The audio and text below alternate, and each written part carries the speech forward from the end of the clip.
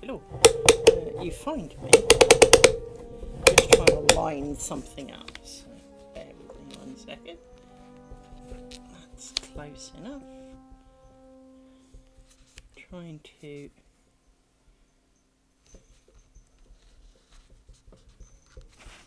put my pattern in for the start. Because we are starting a new strip.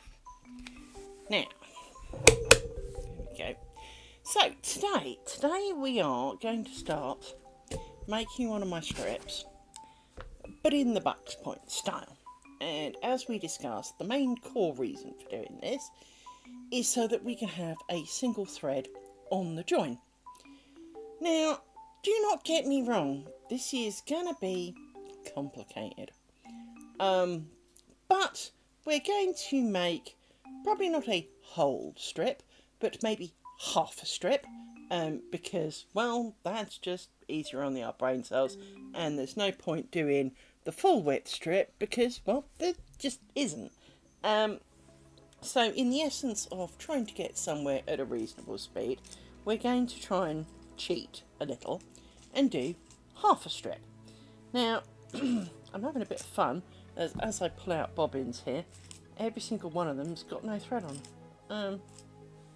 Yeah, I could have sworn we put thread on. It's way more bobbins than this. So, let me put empty ones into a different bag. I have another bag that is very different. So let me find all the empty ones, or the as good as empty ones, because, well, as I said, there's proving to be quite a few. So the purpose of this is as simple as we are going to try and see how the join would be if we do basically a slightly different ground, is how it will effectively work out for us. Now, like all purists, they will point out that, oh well, but Bucks Point and all the rest of it, tonder, chantilly, it's all the same shit, uses a 60-degree grid, not a 45-degree grid. Yeah, we know. I can see that. But it is also well known that you can do it on a 45-degree grid, should you desire. And I do desire. So, bite me. I'm going to. Just because, well, I can, frankly. So I finally found some with some string on, which is always a bonus. Let me share with you what I'm up to. So, these are the ones I found with string. So, that one's got string. This one effectively has no string, as you will soon see. It's like 2 inches long, that doesn't count. This one has no string at all. These two have some string. So the bag of non-string bobbins is here, and the bag of potential bobbins is here, and I'm just working through. I don't actually know how many bobbins I need, but I need quite a few because it's half. So we shall. And it's not that I'm against filling up the bobbins. It really isn't. But if you've got pre-done bobbins, well, you might as well make use of them, right? You go in the non-bobbin. Right. So yes, so I find myself. Oh, I know what I haven't done. So I have.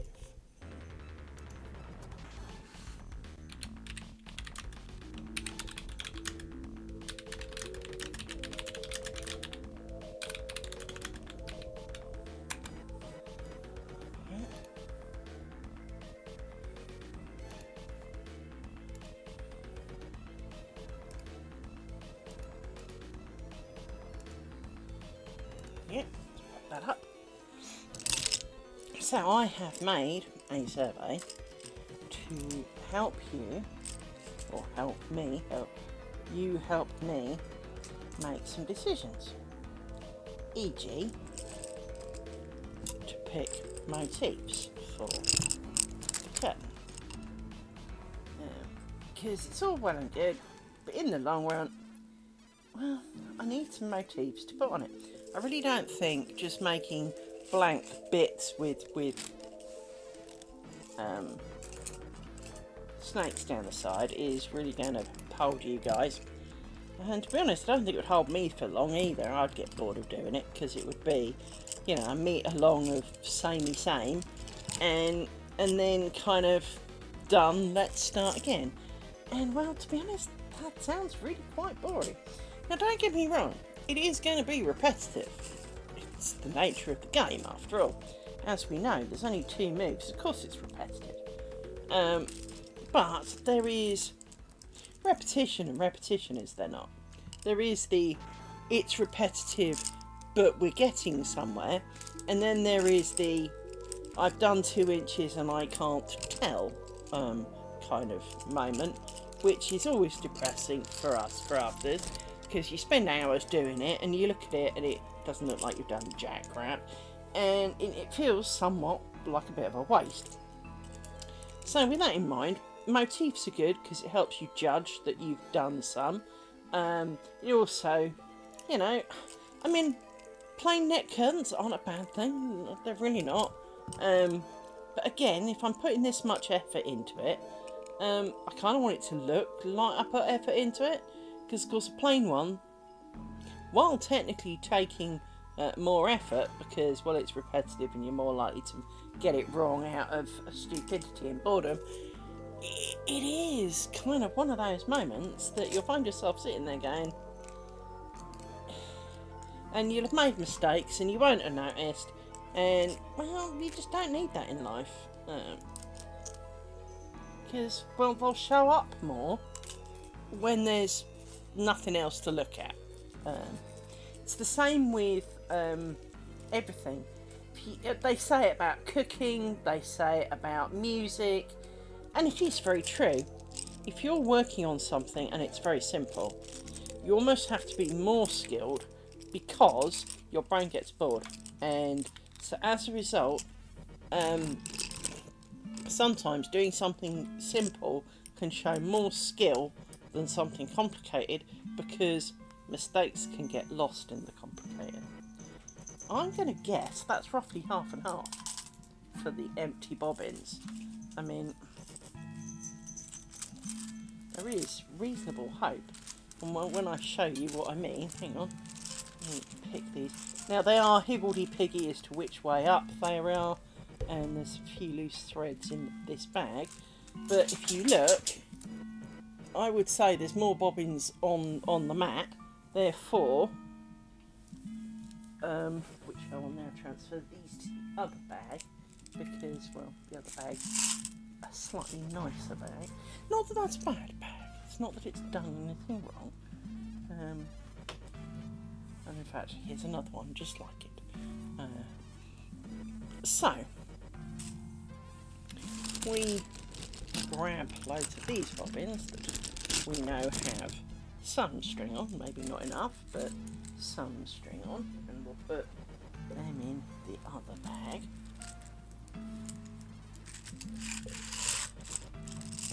Like that. And we need 4 to start with. The rest can go here. So you don't need 4 to start with, douchebag. The whole point of this exercise is you need 3 to start with. So, I put these pins in just to hold the card on. They're not, while they are, in fact, on the first line, they are purely for holding the card on. There you go, Mr. Paws. Oh dear.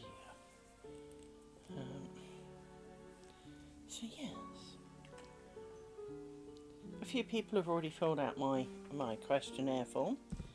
You do not have to register or leave proof of identity in any shape or form.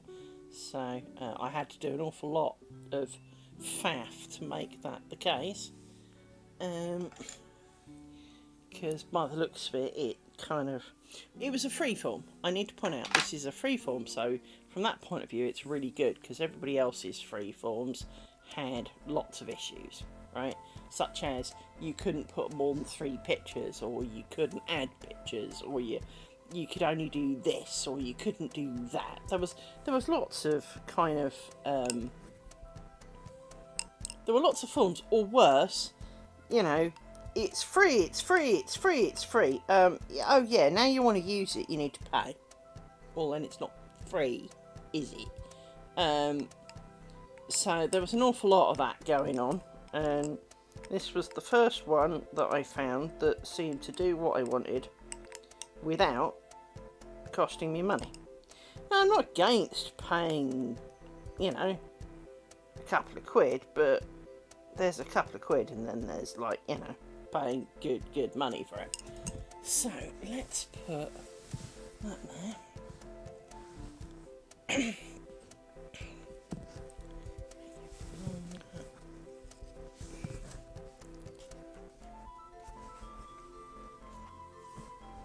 a bit shorter.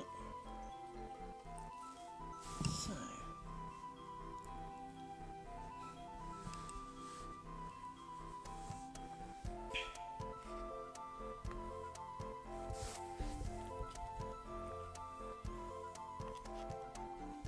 now from here on, we do want 4.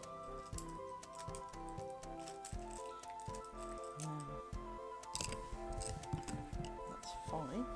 Yeah.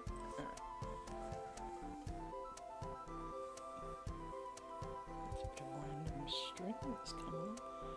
So yes, I do apologise. Yesterday's stream was incredibly boring, and it was reflected by the fact that none of you wanted to watch, and I do understand that. Watching my face while I talk, while I sew, is not exactly the most inspiring thing to watch, and I do utterly understand. But it was very boring. However, we did have Net Kisser at the end, who came along and gave me some company at the end, which was good. And I very much appreciated it.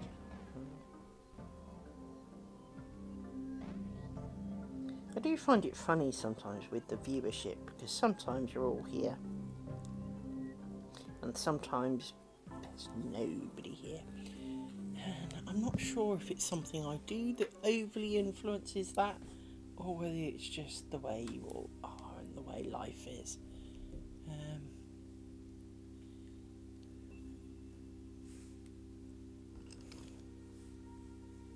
So let's have a look. I need to tie these in a knot, and I'm doing these slightly different than before because, well, I'm in that kind of mood.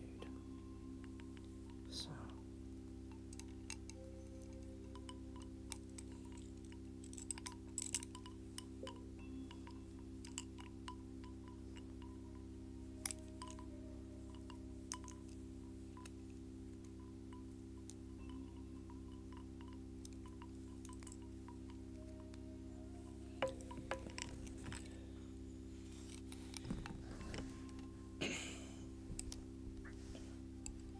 it's funny how some are really long and some are not, and some are really frigging twisted, and I still can't tell which way round, which way so easily.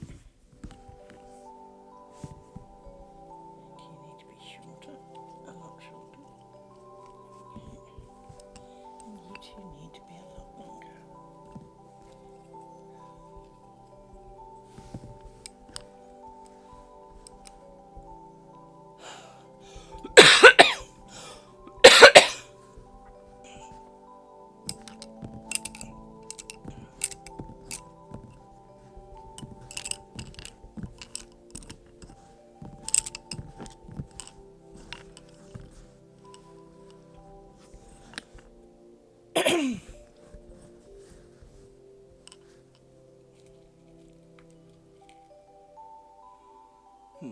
Didn't think about that very well, did I?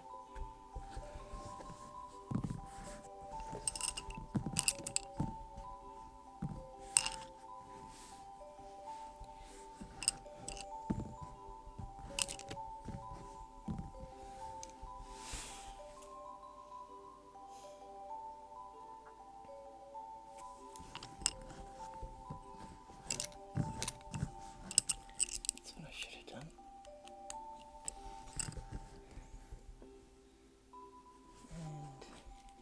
And you would go without any twisties like that.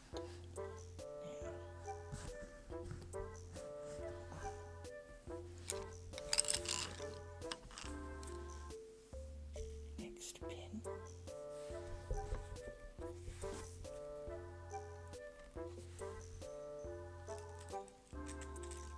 Oh, hi Liz. Hello. For some reason, my voice thing is not working.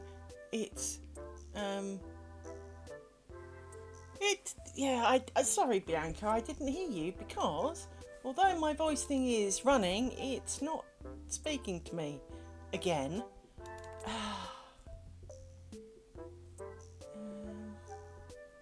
In fact, it hasn't noticed, so let me kill it off then and start it up again. Because, well, yes, I have.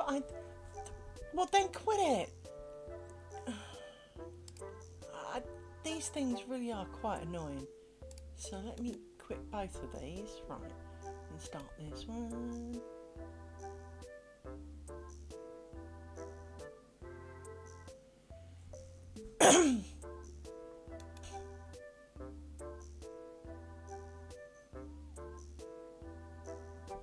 Right, so yes, it's always good to have you, Bianca. It's always, and I don't wish to sound ungrateful to people. But you know, yesterday when I was saying, it literally showed 0 viewers, and I did feel somewhat miserable talking to myself. But we did so. No, thank you. My text thing is now working again, so I feel better. Are you lying on it? You are. Hang on. Let me show you what we completed yesterday, and hence the thing at the top. For we sewed, sorry, just banging the microphone a fair bit, we sewed all the strips together.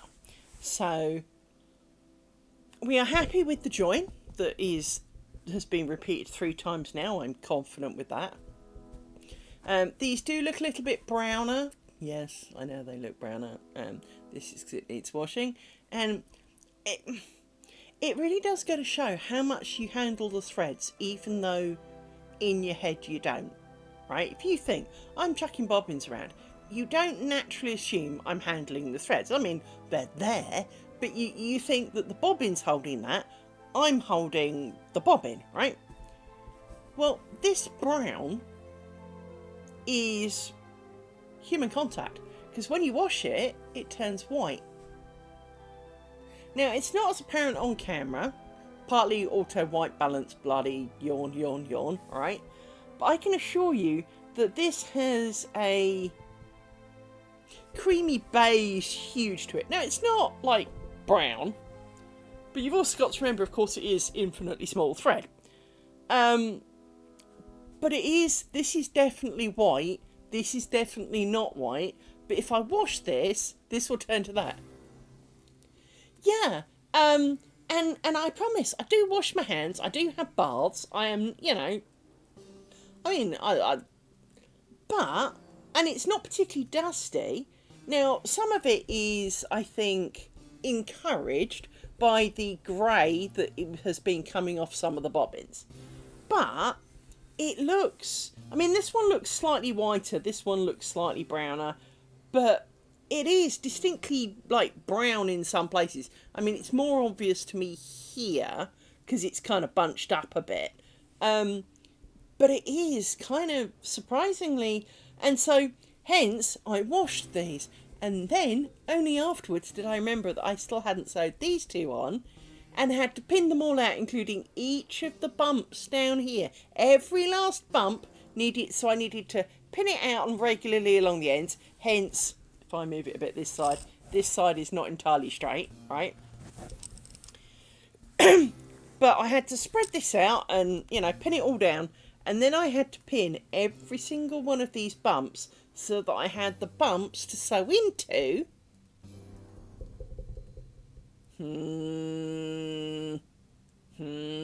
This was not a good idea. I very much questioned my life choices. But it also highlighted how, when I wash this thing, it's going to turn into dental floss. And I did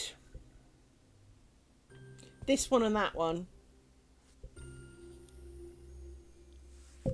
So I did the sewing up of the joins on stream. It took a long time. Well, it took about an hour or so, considering when I say that you literally kind of go over,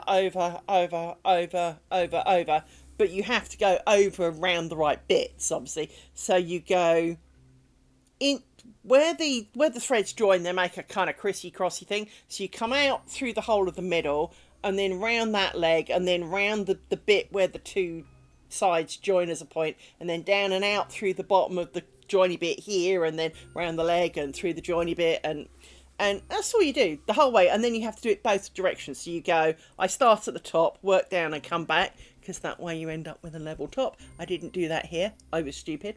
So I did that for these two, so they both start at the stop. And yeah, it just takes time and a bit occasionally going, why does that look wrong? Undo. Yeah, because you've gone down and down again, and now up isn't taking you to the join, and you're like, what if how did I get here? The answer is because this weighs like,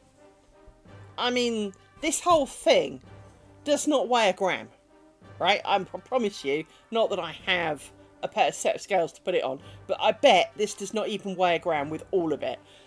So it is really, really light. So when you're holding two things that aren't joined together and are made out of kind of smoke level weight and trying to it's and of course I can only sew 2 inches from my nose, so yesterday's stream was a lot of looking at my avatar while I swore at it, and so to be honest, I don't think people were overly interested, and I kind of get it, but at the same time, it was when I needed company the most, you know. So yeah,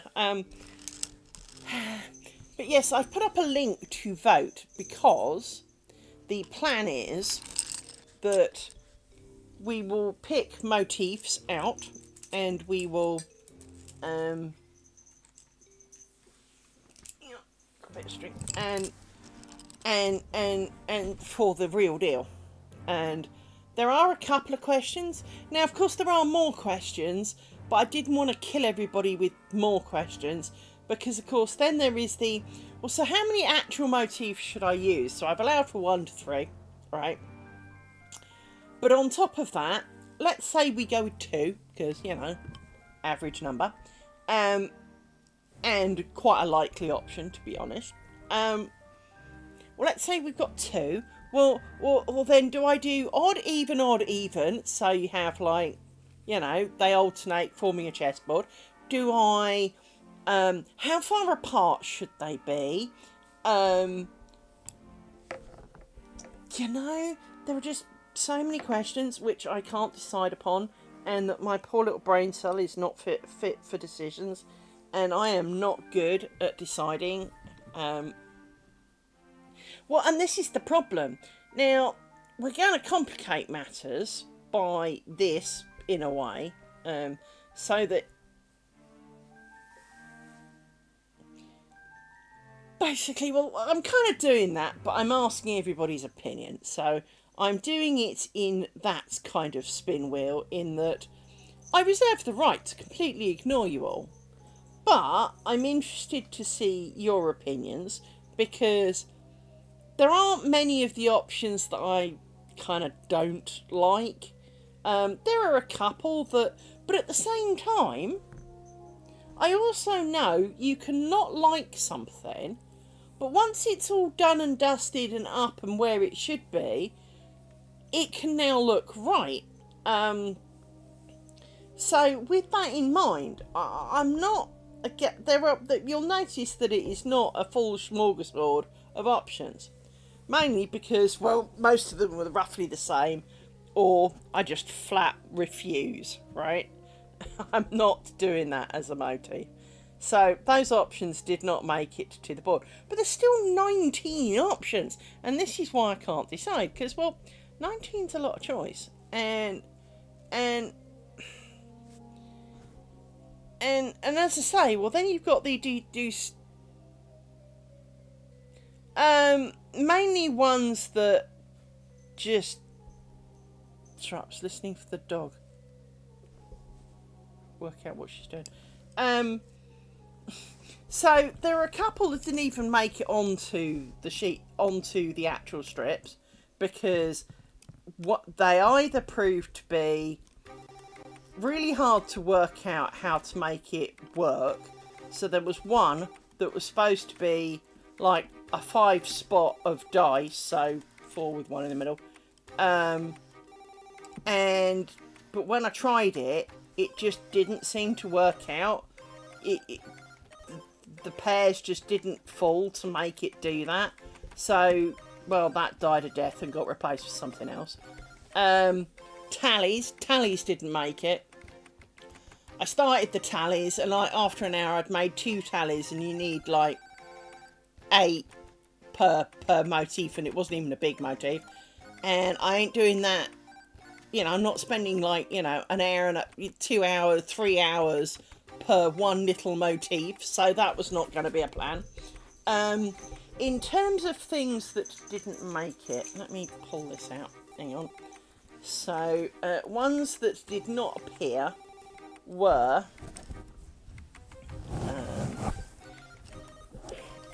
most of these. So basically all of these 2 panels didn't make it, because these are the same as that. That's the squared version and just looks weak. That was all right, but it's only all right.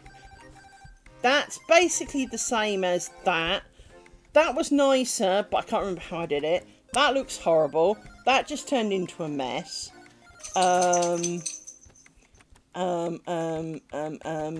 This one didn't make it. She says picking it up so you can't see it anymore. And this one didn't make it because it also turned into a mess. It's not symmetrical, so I didn't want people voting for that. But a spider in a square could have been an option. But yeah, so there's the 2 from there, and then 1, 2, 3, 4, 5, 6, 7, 8, 9, 10, 11, 12, 13, 14, 15, 16, sorry, 17. I must have done 2 more then. Must have done 2 more. 2. Oh, just sit still, animal! 2, 3, 4, 5, 6, 7, 8, 9, 10, 11, 12, 13, 14, 15, 16, 17, 18, 19. No, that's it. So basically ignore all of those and ignore that one. Those are the choices, right? I don't like the rose grounds at the bottom of these, but the actual kind of content and premise of making a diamond, kind of don't like the cloth stitch patches on it. Don't really like Eye of Sauron down here, the hole. I like this, but I don't know whether I'd want it on a net curtain, because it just looks like a place for fingers to go in. So it and its 2 smaller friends, and that one, because it's the same shit as one of these. Well, it's that one inside a diamond frame. But at the same time, it's not that I don't like any of these.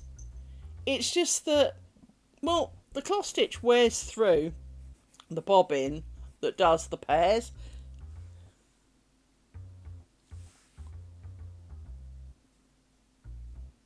We only have one Eye of Sauron. This little one, this little baby one down the bottom here,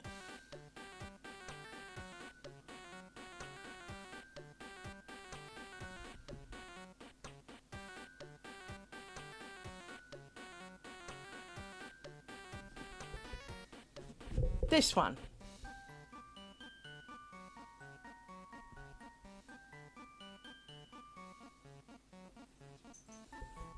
It looks a little bit weak. It's my only concern is it looks a little weak. But I do like the idea of the spider. It is a bit of a bitch to make, but it's not hard. It's just you have 8 bobbins. You then have to split. Sorry, you have 8 pairs of bobbins. You then split the pairs up. So you take the first one of this one and the first one of the 4. So there's 4 on each side. You take the first bobbin of that one and the first one and put it over there, and then you have to also twist them, and then you have to kind of cross them over, and then you have to put them back together, and so it is a little bit fanny. But I part of the reason I did it is I like that because that's what this is, but it's too big and it's too weak. It kind of goes a bit manky, really. So because that's its bigger brother by quite a bit. But it just kind of looks, yeah.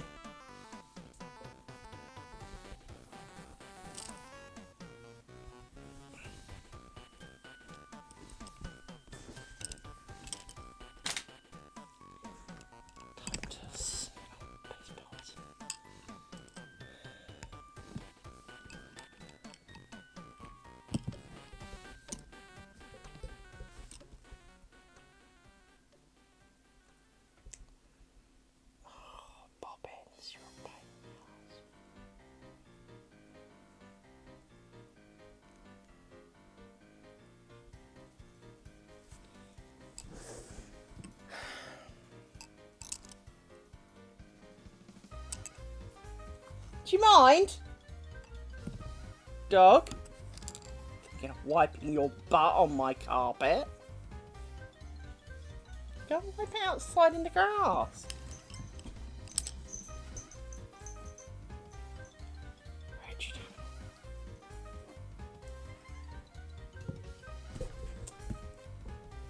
You tied yourselves in a knot. Oh, that's technically a bad thing. No, that made it worse, something.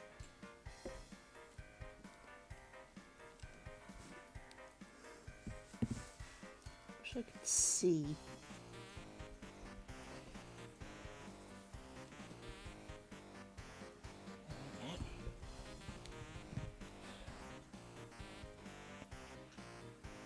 Yay! So yeah, I have.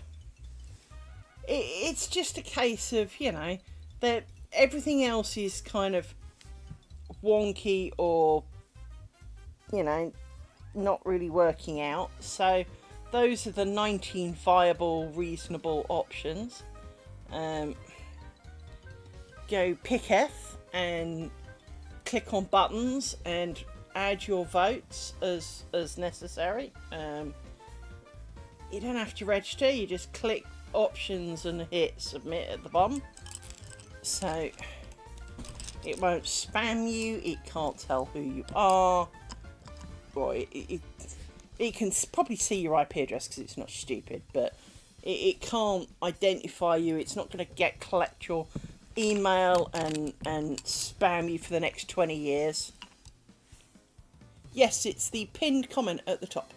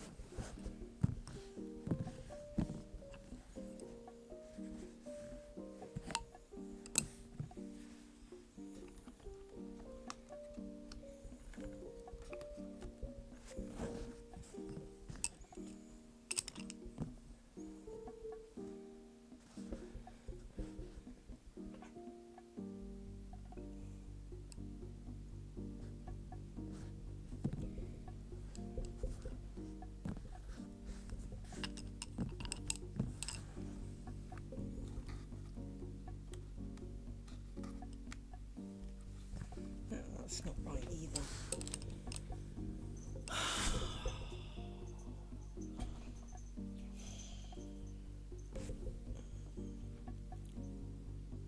Yay, thank you.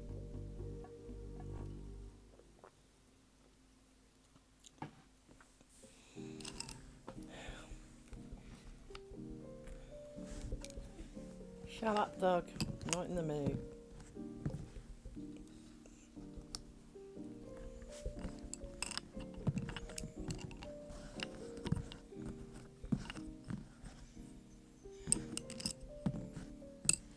Anyone would think I'm mean to my dogs, but I can assure you, I am so not. I am here 24/7, and after a while, you just don't need their shit, you know?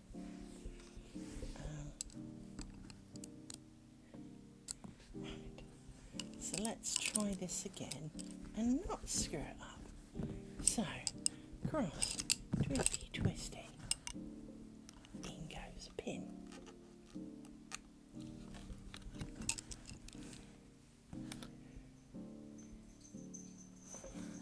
You then do cross, twisty, twisty, and in goes a pin.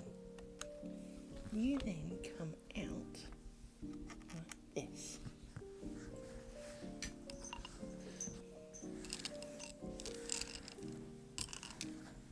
Cross, twisty, twisty.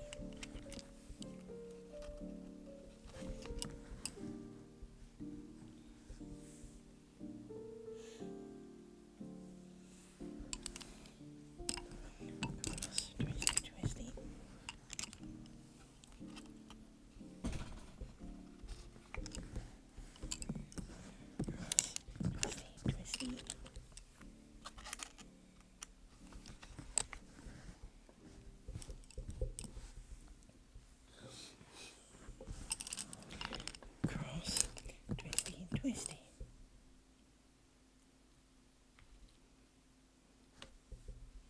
Pretty sure that's what I was missing. And then we need a pin for you. These edge loops are going to be a bitch to get hold of.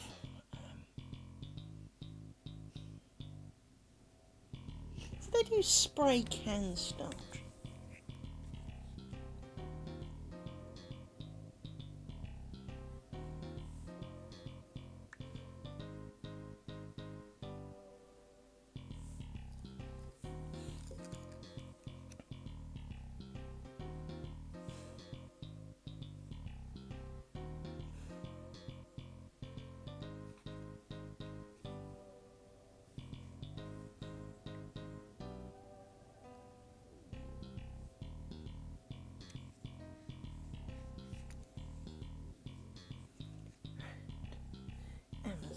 That's what we need. Spray starch.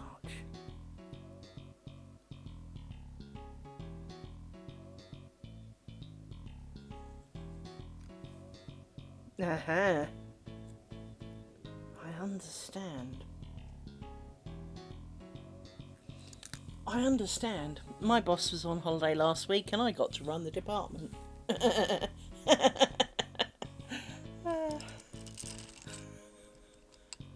It is. I mean, I work from home, so with that in mind, I'm always alone.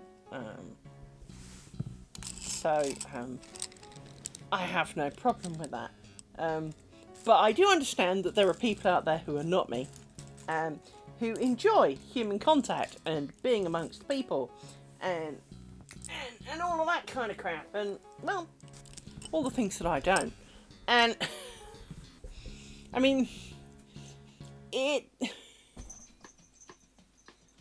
it is, and this is one of those things. I'm sure you've seen it. Well, it is. I mean, when we had the 2020 stuff, the boss we had at the time decided that for collaboration reasons, even though we should be primarily at home to avoid spreading of germ, that coming in 1 day a week was a requirement and it was mandatory. And we were given 2 days, Tuesday or Wednesday. And, well, everybody else picked Tuesday and I picked Wednesday. So I would say 9 times out of 10, I would drag my sorry butt to the office to sit on my own in the name of collaboration. And basically, if someone hadn't turned up by 10 o'clock, I used to sod off because, well, I'm sorry, but, you know, I'd rather be with my dogs. I've done my bit. I turned up. You lot didn't. If it's the name of collaboration, I'm going to be jollier, happier, and you will have no idea I'm not in the office if I go home and do this. So I'd go home. There were quite a few times. So, like 9:45, I'm thinking, right, I'll pack up in a minute. The boss would walk through the door and you're like, shit. Because you're like, dude, 10 minutes and I'd have gone. Well, you know, executive decision and all that. But if you're there in the name of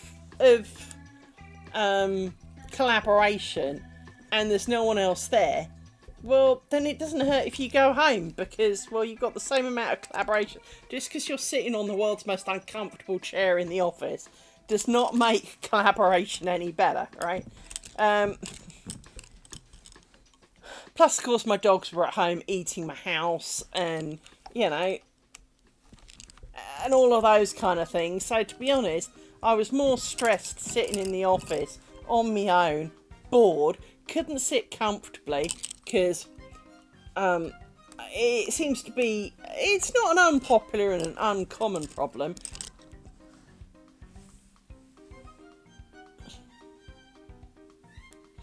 Well, you see, this is the thing. I've got a friend who does something possibly quite similar. Woo!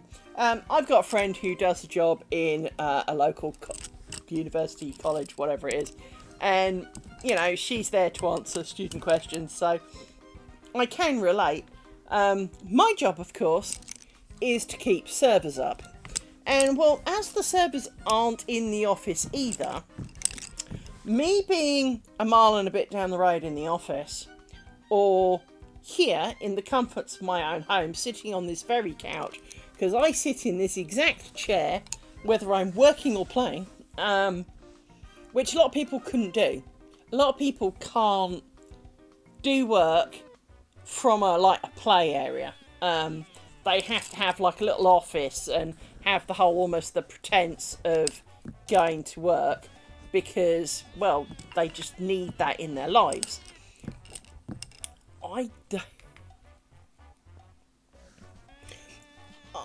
All I find is that just means I'm sitting on a more god-awful, uncomfortable chair, and my dogs then get pissy because they can't sit next to me. I've never suffered from that. I mean, I've always been a person who...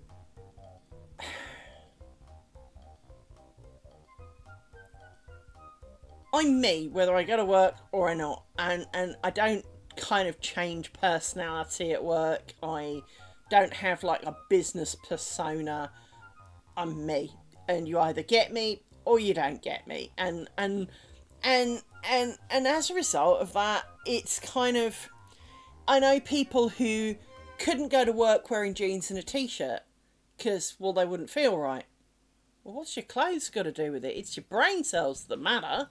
And it's a bit like, I mean, if you think of, you get lots of people, like, for example, the lady I know who does a job, I won't say the same as yours, but in a similar kind of manner. You know, she's there to answer questions from a student, so from that point of view, I'll assume it's similar, right? They're not allowed tattoos. They're not allowed this. And to an extent, I kind of get it. You are a front-facing individual who is the public front of your company. I am not the public front of anyone's company. I sit behind a computer screen and I just fix shit. Um, Half the time they don't even know what I sound like. Most of them don't know what I look like. I mean, I will happily tell you now that out of the department I work in, 4 of them have never met me. Not in person. One of them's spoken to me a number of times over the last year or so, but they've never met me. My new manager has met me twice. Probably couldn't describe me for love nor money. Probably would mix me up with the other girl that was there. Yeah, it's that kind of, yeah,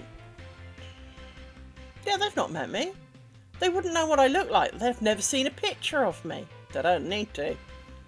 How does knowing what I look like? I mean, I will say to you, I do look remarkably like a slightly older version of my avatar, because of course I am 53. So I'm not going to look 20 like my avatar does, but they only had kind of one face, so... Well, they had shapes of faces, not ages, if you know what I mean.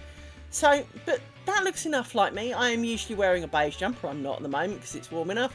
I've got long brown hair, glasses, green eyes, and roughly that shaped face. So that looks enough like me that matters, right?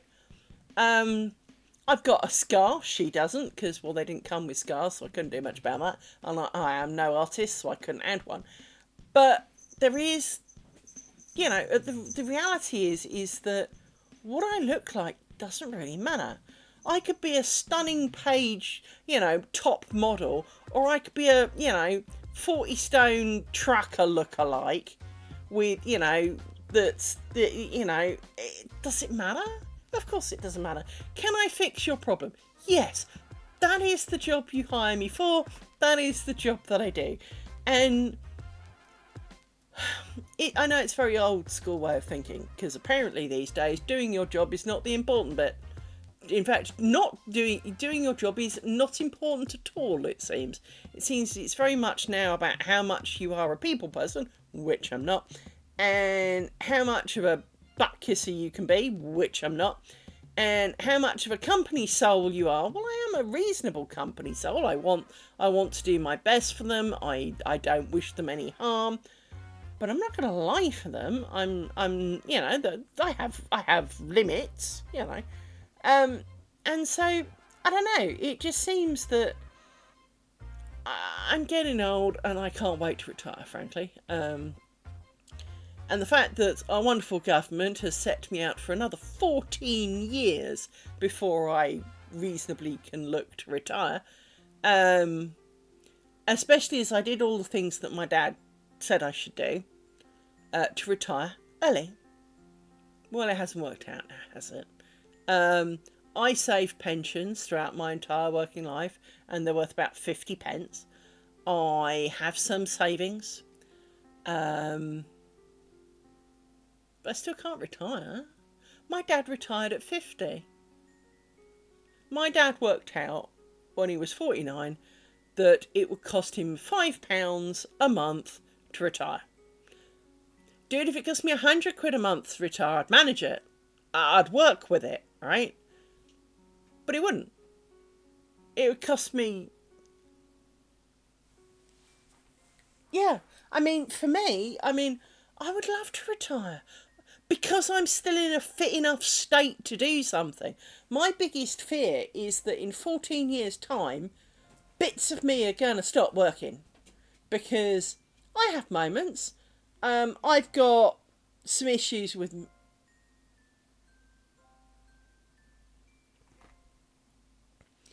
Well, and this is part of the problem, is that when I started work, the legal retirement age of women was 60. At no point did anyone give me a choice in that. At no point did I agree to 67. Didn't agree to 65, but at no point did I get any of the options to extend that by 7 years. Now, as many of us know, when you're little, 7 years is a phenomenal amount of time. When you're early 20s, 7 years actually isn't that bad. you know, if you go from like 22 to 29, that kind of flies by. But when you're looking toward, as we all know, when you're getting going, time can take a long time because you've got a long way ahead of you and the journey seems long. Time is also drawn out at the end of a journey because you're so nearly there but not near enough.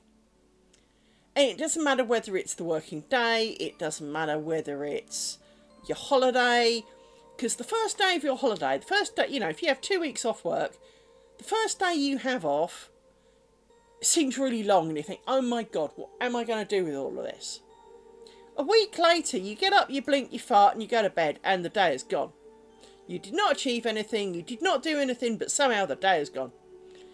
And then 2 blinks and a fart later, your 2 weeks is off, except for the Sunday before you go back on the Monday, about 3 o'clock in the afternoon, you go, oh shit, I've got work tomorrow. And time will immediately stand still while you think, shit, I've got to do, you know, I've maybe got to wash some clothes to go to work, I've got to do this, I've got to find that, got this to do, I've got that to do, oh, I haven't finished doing that, I need to do this before I go back to work because I won't have time during the week, blah, blah, blah. Suddenly, you've got a mountain of shit to do and, like, no time to do it. Then again, time can fly, depending on what the things you had to do were. And I am fearful that the next 14 years will be painful because having had bowel cancer, having had leukemia many years ago, I just know, and obviously my car accident before that, I know that my body is not in the pristine state it could have been in. Now, technically none of that was my fault, but at the same time, it's still not in the pristine state it could have been. And as a result of that, I also then know that, well, it's going to suffer as it gets older because the body doesn't like that kind of thing. And, well, I'm just a bit fearful that come the time I get to retire, I'm not going to be in any fit state to do anything I want to do anymore. You know, that I'm not going to be able to climb around my loom and spend time with stupidly little threads and, you know, hold stupid tiny needles or crochet hooks or whatever. I have fear that, you know, by then my body will have gone, well, you missed your target now. You had your chance, you didn't use it. And, you know, I'll end up doing what my dad did, which of course was my dad retired. Now, when my dad retired at the age of 50, he was not an unfit man. I mean, I'm not saying he didn't have a couple of problems, but he was not an unfit man. However, he then sat for 20 years watching Border Force. And it killed him. For want of a better expression, it killed him. Because he sat there smoking his pipe all day and he died of lung cancer. Well, shock horror, you spent, 16 hours a day smoking a pipe. What did you expect? Hardly put a shock on my face, could I? I don't think he ever actually really knew what he died of. To be fair to him. But, it's what killed him. So, I do fear that, my dad died at 71. Well, if I go at 71, I'll get 3 years after retiring. That doesn't sound like a lot of fun, does it? I wanted, after all this work and all this effort, surely I get to enjoy some of it. I mean, I know he had 20 years, but at least, he had 20 years of being able to do something. He chose not to, but he had 20 years he could have done something with it. He could have done any of his hobbies, which he didn't, and, I know I'm also a large procrastinator in life, and, let's say I did retire tomorrow. You can bet your ass I'd waste quite a bit of my time, but at least it's now my time to waste, and it's not like, I've got to go back to work in a week. It really is time until, my body deems that it's done its duty, that I can kind of do whatever I like. So if I want to get up at 1 o'clock in the afternoon, I'll get up at 1 o'clock in the afternoon. So yeah, I don't know. I would love to retire. I really would. Making things like my garden would go a lot quicker if I could retire, because, well, there's, 8 hours a day I'm currently losing to doing work, and, well, I could be making lace with it, or at least doing something else with it. I'd hardly be able to claim I don't have the time anymore. Because one thing I do struggle with is, if, occasionally I do find myself struggling with streaming, because by the time I've done my work, packed up, walked the dog, got some food, fed the dog, sat down for 2 seconds, it's 7 o'clock at night. Well, it doesn't take much for it to be after 7 o'clock at night. And there's a bit of me going, but technically I finished work at 4. So what have you done with the last 3 hours? Don't know. I don't know where it went, really, but it does every single night. So yeah, I don't know. It just seems that even though I work from home, so it's not like, I lose an hour of it to the commute and then I get home and have a shower and no. I was at home already. All I have to do is close my laptop and it's over, right? So, my commute is the waiting for my laptop to shut down and putting it on the floor. And that's kind of what happens to me, is that I'll read something, I'll have a bit of discussion with someone on Discord or whatever, bit of a doom scroll, and oh look, it's late now, and doom scrolling is getting a real problem for me. There needs to be like doom scrollers anonymous, because I am beginning to really struggle with it, and it's beginning to concern me. Because, like you said, you come home and 2 hours pass because you've doom scrolled. Well, it is, but once again, while you're doing it, time goes poof. So you pick up your phone, you feel like you watched 2 cat videos, but now it's suddenly 1 o'clock in the morning. But it was 8 o'clock, like literally 1 video ago, I swear. Right? And that's my problem, is that I'm staying up too late having doom scrolled, because of course I tend to wait till these videos upload to YouTube so that I can post that they uploaded on YouTube, so that people can come and watch them if they want to. And to be fair, most people don't, but I do it anyway. And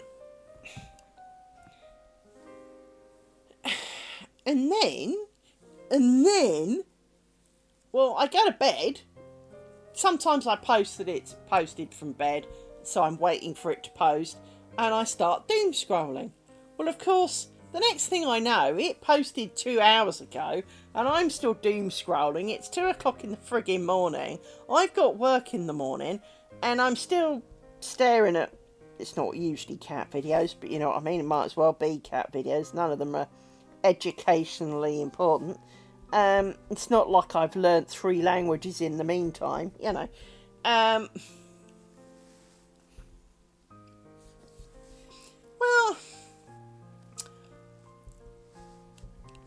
it's the fact that it's putting... Well, for me it's usually dog videos, but it's dog videos, it's some weightlifting guy with a dog called Doody, and Doody is the funniest part of his videos. He is about as stiff as concrete, right? He has the flexibility of no other human being I've ever met. This dude, I have no idea how he even manages to sit down. Oh, fuck off, Spambot. Port to Spambot. Spambot. Spam. For the Spambot. He is a Spambot. I wish to I verify that I am me. I block this dude. I ban this dude. I deny his message. It takes more effort for me to get rid of the spam bot than it does for him to register register the account to actually post the spam. No, it is one of those weird things. Is that so? Yeah, there's this guy, and he is the most inflexible human being. I don't know how he can sit down with his level of flexibility, because it's scaringly poor. But he keeps doing these things where people do. Sometimes it's a kind of a strength thing, but inevitably it involves bending in some manner. And oh look, Spambot's dead. But him and Doody is kind of a American Staffordshire Terrier type dog, so she's a bit of a bully breed. And he, I don't actually know. Got a feeling it's a he. Doody is the best part of these videos, because, like always, I helps, right? So, dog's trying to help, and it's getting in the way, and licking his face, and standing on him, and and making it even harder. Not that he was generally going to manage it in the first place, but it is kind of amusing to watch. So I find myself watching kind of lots of those.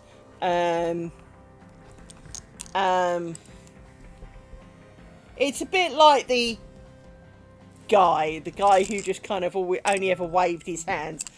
You know, his videos were always really well done, because, you know, oh, you could do this, or you could just take the lid off, or, you know, and he never said a word, so it didn't matter what language he spoke, it didn't matter, you know, if he had a weird accent or anything, because the point was he needed no words. He would show someone doing something in a video that was just really overthinking it, and then do the thing and go.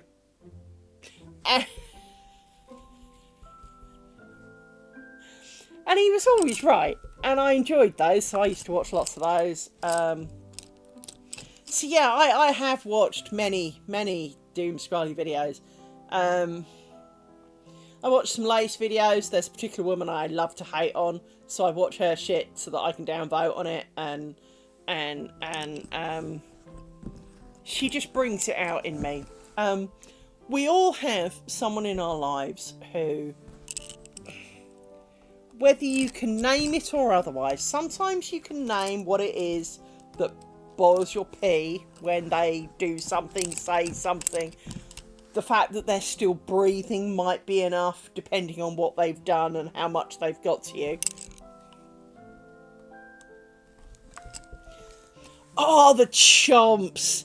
Oh, the crunches! Crunch. Yeah. I quite like watching dogs eating things. It is, but you know, we've all got a person in our lives, whether they are someone we physically know or someone we've seen on the internet, who just for whatever reason slightly boils your piss. And it is not necessarily that they are a bad person. They may be the greatest person to walk this earth, but for some reason you don't like them. And just the fact that they're alive and out there can be enough on occasions. Now, I do have one, and she is a Lace lady, and her existence annoys me. Now, her actual existence doesn't annoy me, but the fact that she's still posting videos, she comes over as a spoilt brat, in my humble opinion, right? She may be the nicest person on the planet, as I said, but to me, she has struck me as someone who is over-entitled, and she's one of those people that she thinks she's really special, and there are enough people kind of, obviously, who seem to treat her like she's special, so they don't dissuade her from this feeling. Now, I'm not saying she hasn't got any skill, because probably has. In something. In being annoying, at least for me. But, I mean, I'm no specialty, so, you know, don't get me wrong, but then I'm not the one acting like I'm God, right? I'm not the one on the internet kind of bow before me because I went here and I did this and I went, you know, it's very much the 9-year-old. Well, I went here and I did this and I did that. No, you went with other people who also did this, and you are not the only one in the universe who's ever done this. But she always acts like she's the only one who's discovered something. So the joins for my strips. She posted a video in which she mentions that she had been to some obscure French tutorial lady, kind of like the Tibetan monks up a mountain job, right? Where she had learnt this. I've never seen anything that she's done it in. I have never seen her doing it in a video, and she only mentioned that she spent a week doing it, learning it. Well, that's really nice, but you're just as bad then, because now you know how to do it and you're not sharing, but you use YouTube primarily, it seems, as her main platform. So you could have done a tutorial. You could have taught the rest of us. You could have shown us, or at least hinted a bit at it, or, you know, but no, you're just going to flex that you got paid by other people to go on a tour around Europe and learn stuff and then gatekeep it. And she acts like she invented it. It's kind of like I learned. Well, they do, but this was more that, to me, the problem is that she got a job, and I think it was kind of a part-time job while she did a degree, kind of thing. Or she got a degree while doing it, whatever, right? And they paid for her. She was sponsored. It didn't come out of her own pocket to go on a year-long tour of lace making round Europe and otherwise. Well, I'd like that opportunity. Can I have some of that? Well, no, I'm not rich and I'm not a pretentious cow. Well, I can be, but, you know. It comes over as, you know, like the rich kid who goes to Paris every summer or goes to Aspen skiing or, you know, whatever, right? And, you know, oh, you don't have a chalet in Aspen. It comes over as that kind of attitude. And instantly, it just boils my piss. And so she's on my can't stand her. If she was on fire, I'd just throw petrol, not pee on her. It would be a waste of good pee, you know? I'll reserve that for someone who needs it, you know?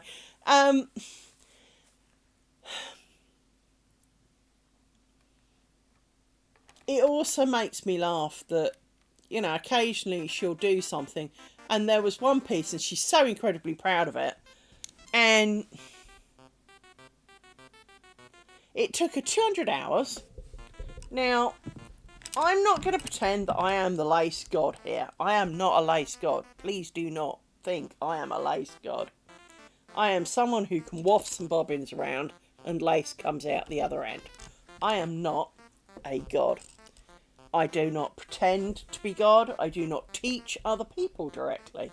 I will answer questions and give you some help if you need it, and I think I can, but I am not going to charge you for lessons, which she does, and all of that kind of stuff, right? And, well,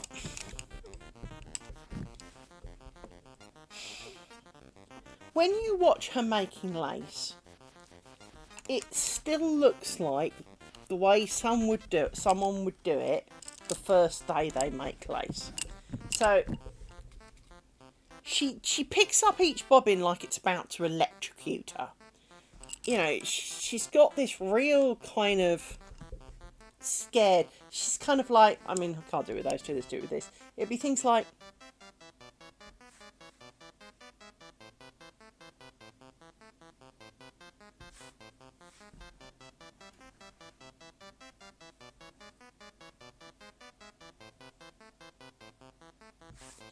And you're like, oh, darling, no wonder it takes you 200 hours. Because, you know, you've got to get on with it. And she works in a museum. You'll work out who she is if you Google enough, right? And she's got a pretentious name. And she looks kind of like a doll. And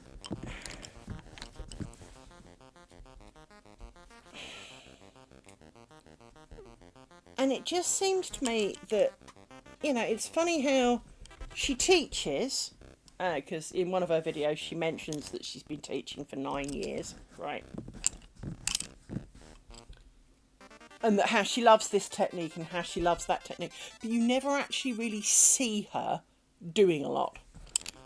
So while there are hundreds of hours now of, it's over 200 hours at least of me making lace now on YouTube, most of the time in the videos she is not making lace. She is talking about lace other people have made, and that how, you know, back in history this was this and this was this and this was the other, and well, yeah, we all knew that, you know. This is kind of not exactly unknown knowledge here, and you know, she'll have been in some, you know, faraway village telling you this story, but it's, you know, it's just a story, and there is occasional bits of her making something, but as I said, it looks like it's her first week, because she looks really scared of touching it, and I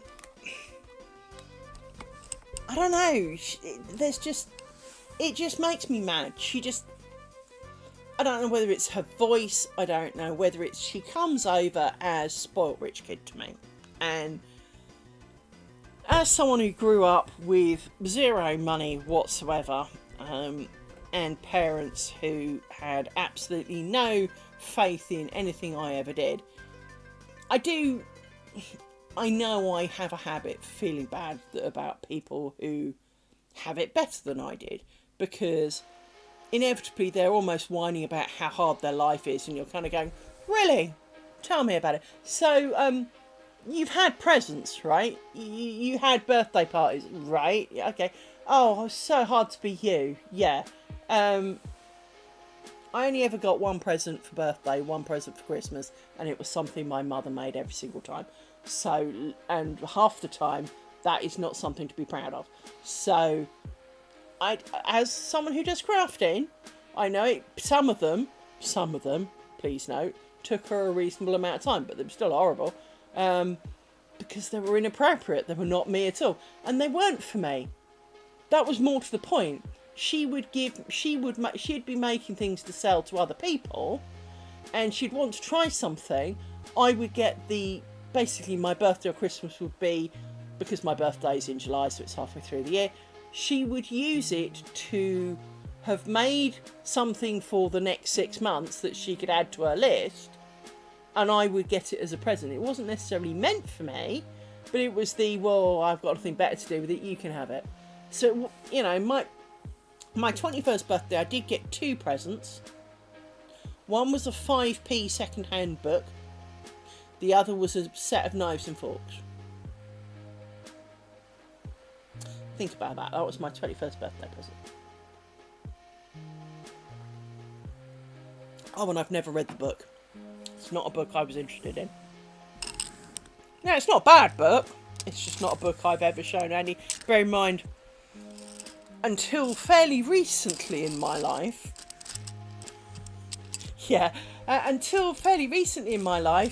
you could have named every book I read on one hand. Because I'm dyslexic, I don't enjoy reading books. So giving me a book for my birthday, it's a bit like giving vegans a all-you-can-eat at the steakhouse, you know? It's kind of like, you didn't think that one through, really, did you? No. Well done, Mother. Never mind.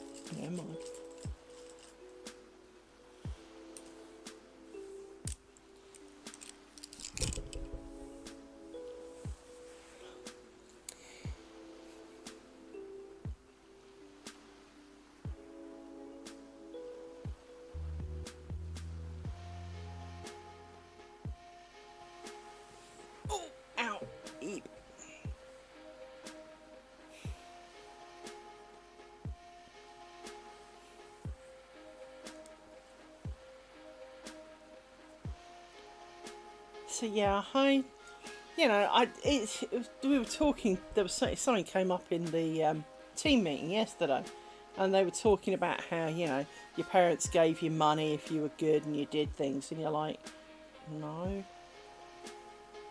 I didn't get things. I didn't get rewarded for doing things. I had to work. I mean, that was definitely a thing. My parents made me work around the house.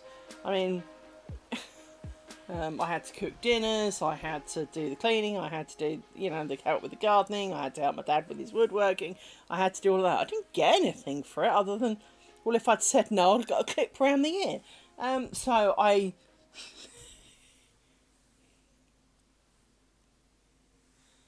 Well, it is, and I think that's part of my problem with her, is that because she's had this opportunity, paid for, to go spend a year going around all of the places in Europe that have, famous for some lace things, and meet up with people who still practice it, get some training from them, go visit all these places, maybe buy some stuff that's, old or at least, replication of something that was old, all of these opportunities, and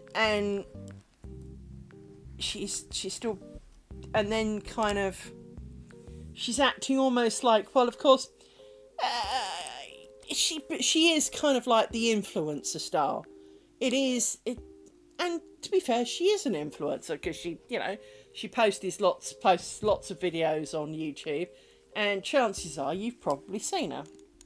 And it is one of those things that is a little bit bad because I was talking to someone else who does lace work, and when I said that there's a lady on YouTube I don't like, and that and I said she just bothers me, she knew from that who I meant, because it annoys her too. So I know it's not just me, but I am going to say I believe it is fundamentally my problem, not hers. I am sure she is perfectly nice.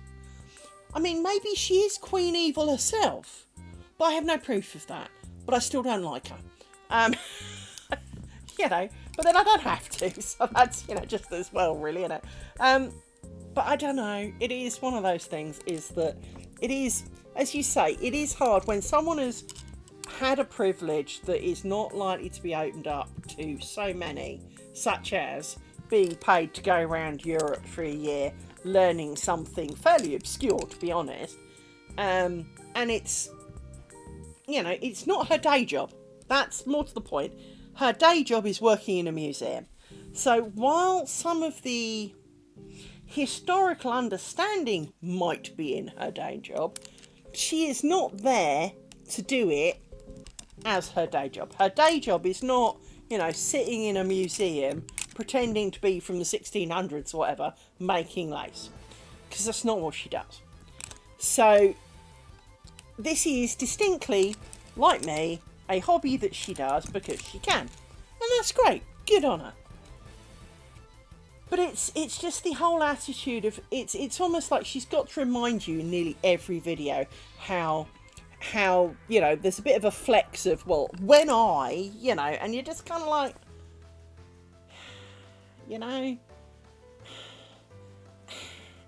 it's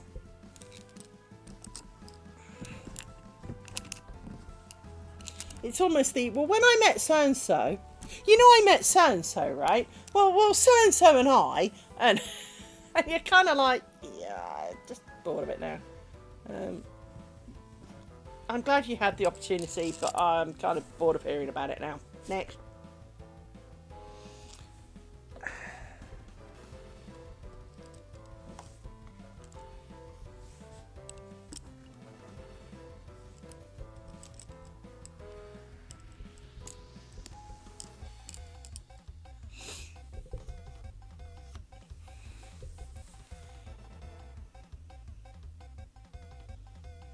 Well, I think like everything, it can be cool and it probably can be very frustrating at the same time.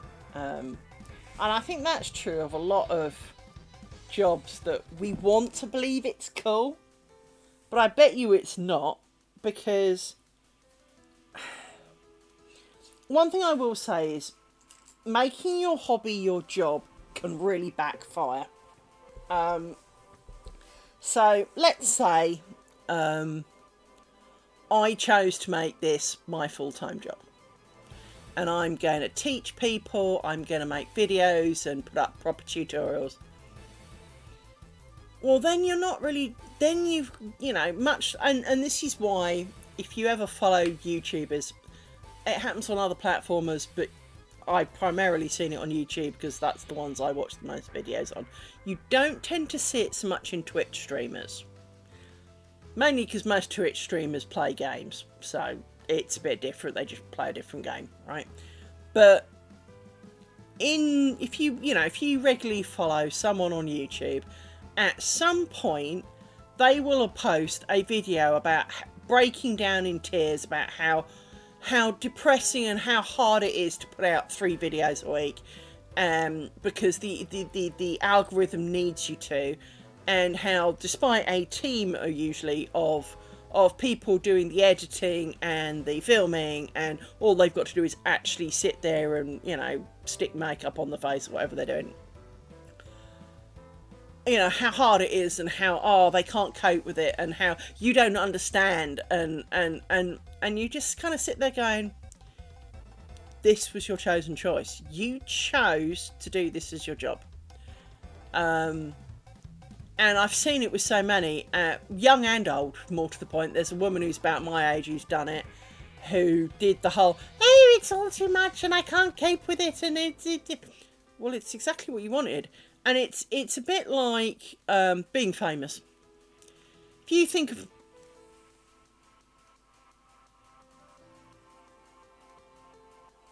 No. No, I haven't seen that one.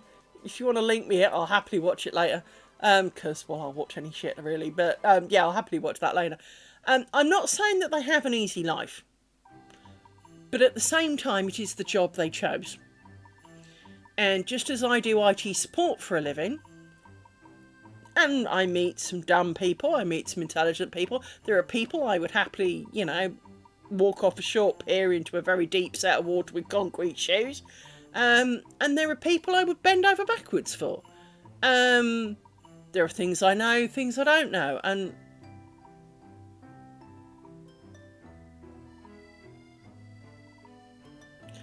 pretty much, right?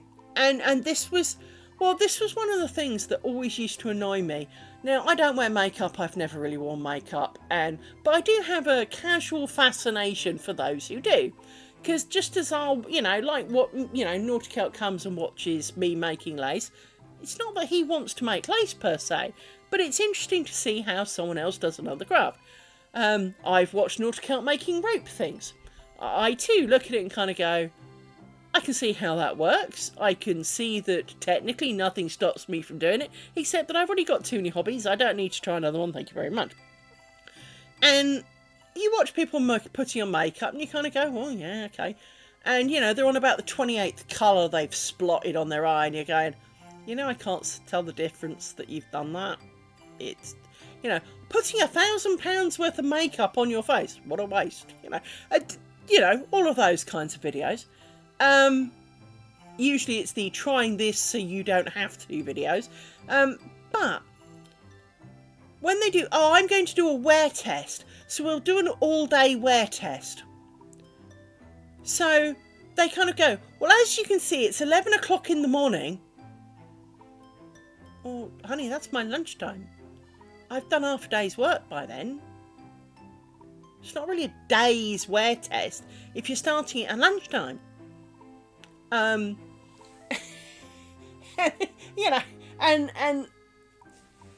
they all do it.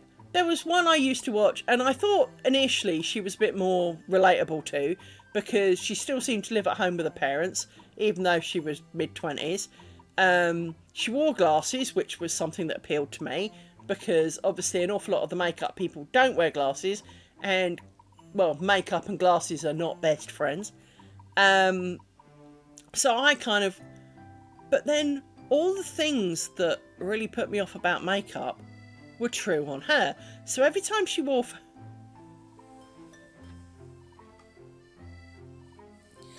Well, that makes them more relatable, doesn't it?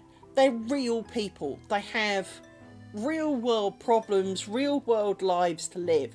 And if they go to work and you get the kind of catch up at lunchtime of, you know, here it is at lunchtime in my lunch break as they rush off down Costa for a coffee or whatever, right? You can have a lot more of an understanding of what it's like. Because they too got up at 6 o'clock this morning, right? Where...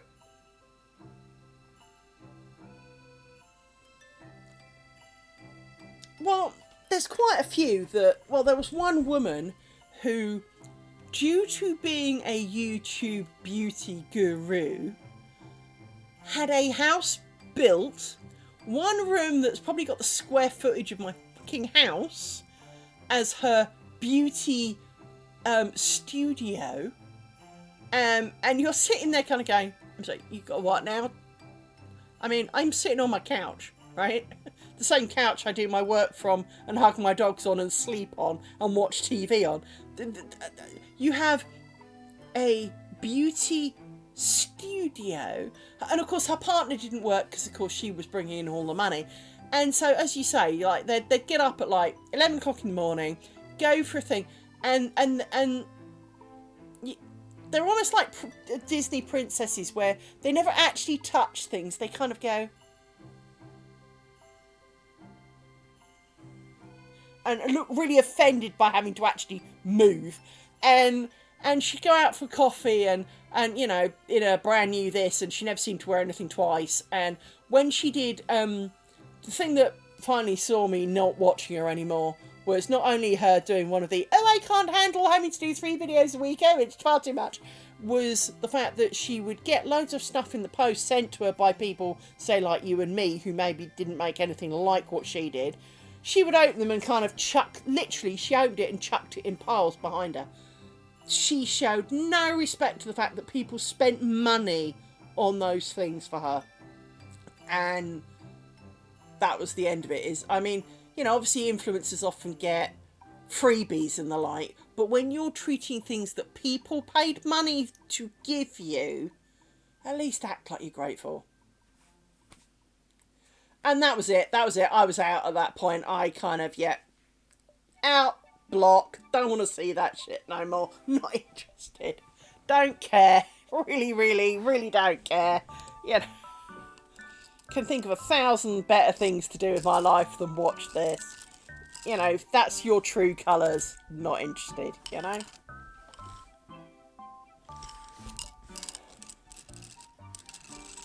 You're about to get ads, by the way. 12 seconds.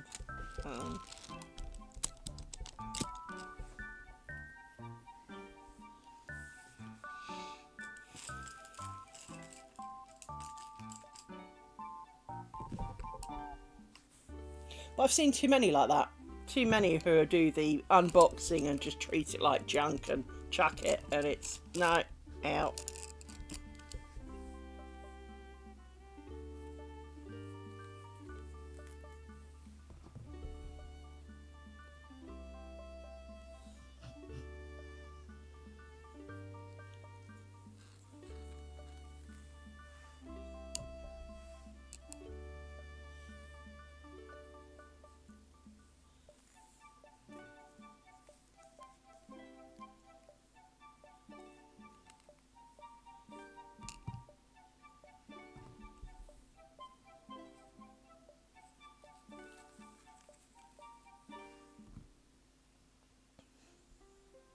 Don't worry, the ads will start in a second.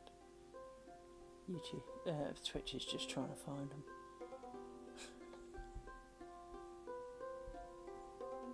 There they go.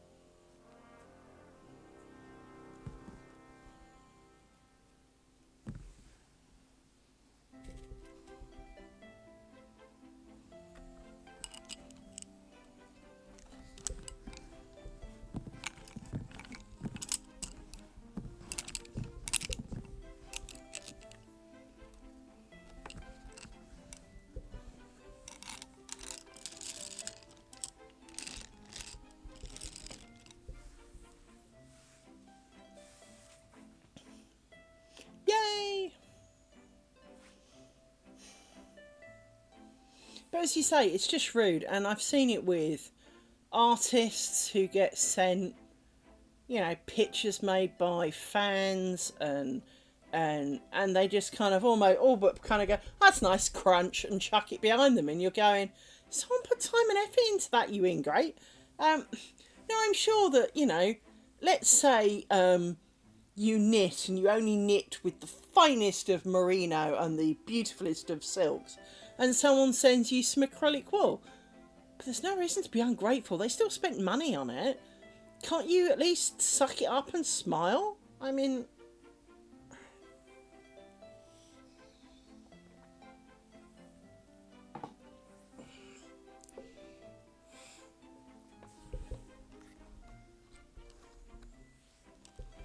As I said, I am no picture of perfection. But...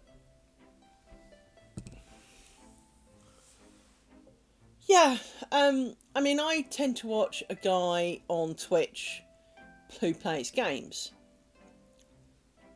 Hello, my friend, how are you?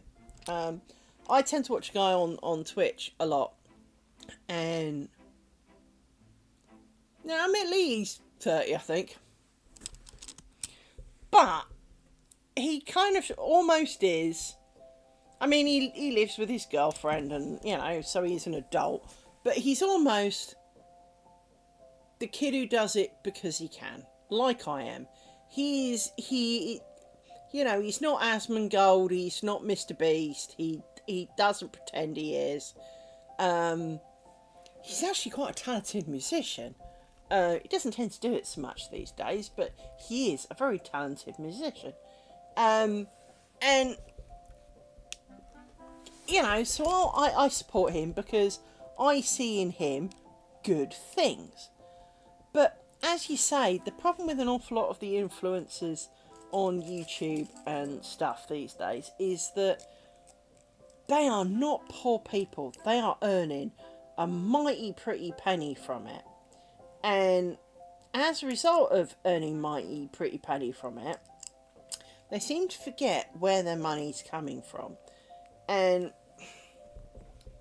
I was having this discussion, I was having a discussion with someone earlier, and we were talking about, kind of like the influencer, don't you know who I am kind of attitude.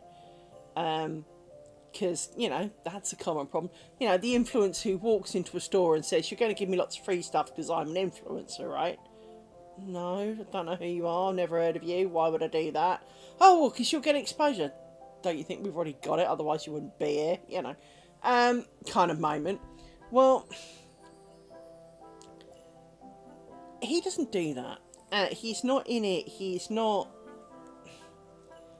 seems to be doing it because he genuinely wants to share information, and any money he makes is a subplot. Now, he's got quite a few followers, in my humble opinion. I mean, as I say, he's not Mr. Beast, so, we're not talking millions here. But he has got a reasonable number of followers. He can have 1,000 people log into his stream. So from that point of view, he is reasonably popular. And I'm not going to pretend that he's not. And he deserves it, because he's a really nice guy. He's lost his shit on stream, he's been upset, he's been cheery, he's had good moments, he's had bad moments. And to an extent, we all felt it for him, because he is such a realistic guy. And it doesn't come over as an act, he's not... It does seem to be genuinely him.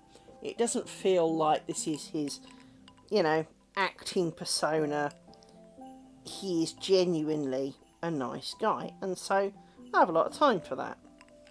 But there are quite a few people who stream. Now, admittedly, you don't tend to find so many of them on Twitch, but there are plenty of streamers out there, or YouTubers, or whatever, who just seem a little bit weird. Mr. Beast does it for me. He just strikes me as a bit weird. There was another one. Is he called ZHC or something? He was something in the art community anyway. Because even though... Well, yeah, but there's Jeffree Star. No, there's another one. But this guy, I'm sure his name was ZHC or something. Anyway, he, like Mr. Beast, seemed to have more money than brain cells, because he was living in... Well, there is that. But this ZHC guy was a bit like Mr. Beast. Today we're going to give away, 100 iPhones. Well, you only ever saw them give them to his friends, and then 3 or 4 random people. And you almost feel afterwards they say, "Can you give it back?" 9 times out of 10. Well, there was... Again, when I first watched it, I kind of thought it was a one-off video that, he'd been given a load of stuff and he was handing it out because, maybe as part of the contract, they hadn't stipulated who, and that... It is, and basically, the first time I saw this, the guy had a bunch of people around his house, and his girlfriend, who looked like she had the IQ of a used sock. Sorry to her, but she was clearly not up on the evolutionary scale. And, I mean, it's a bit like, for those of you who are not British, the following phrase will not strike you as well as it does to the British. So, Debbie McGee, what did you first see in the multi-millionaire Paul Daniels? It was definitely kind of that kind of look. She really did only look like she was there for the money. And to be honest, if he had that much money, I'm sure he could have found better. But I'm not saying he doesn't love her, and maybe she loves him too, but that's not kind of how it comes over in the video.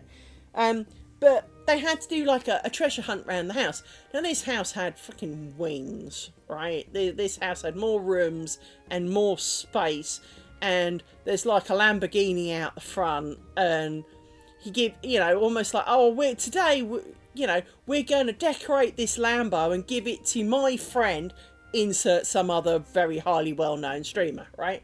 So of all the people who do not need to be given yet more free shit, they're getting free shit. And, 100 grand to whoever finds this. And you're like, it's just going to your friends. This is not great video. I mean, if your friends could also lose the money, maybe, but it's not. You're basically giving loads of money that people have given you to your friends. Now, that's nice, but I bet you it's not quite as simple and as upfront, because if you live with your girlfriend and you give 90% of it to your girlfriend, well, you're kind of giving it back to yourself, but in an indirect manner, are you not? And they had things like they decorated Louis Vuitton bags, and you're kind of going, and they had quite a plethora of Louis Vuitton stuff. It must have been worth a fortune. It was either that or it was knockoffs, and probably knockoffs. But you find yourself kind of, it's hard to watch them because they're so fake. It's, even if it is real, you can't relate to it, so it seems fake. And as I say, maybe that's all on me, and I'm being an arse, and I'm being unfair on them. Or maybe I'm not. So I can't quite see because there's threads as to what's where and what's twisted and what's not. Something doesn't look right here. And you. Ooh. Oh, thank you for the raid. Thank you for the...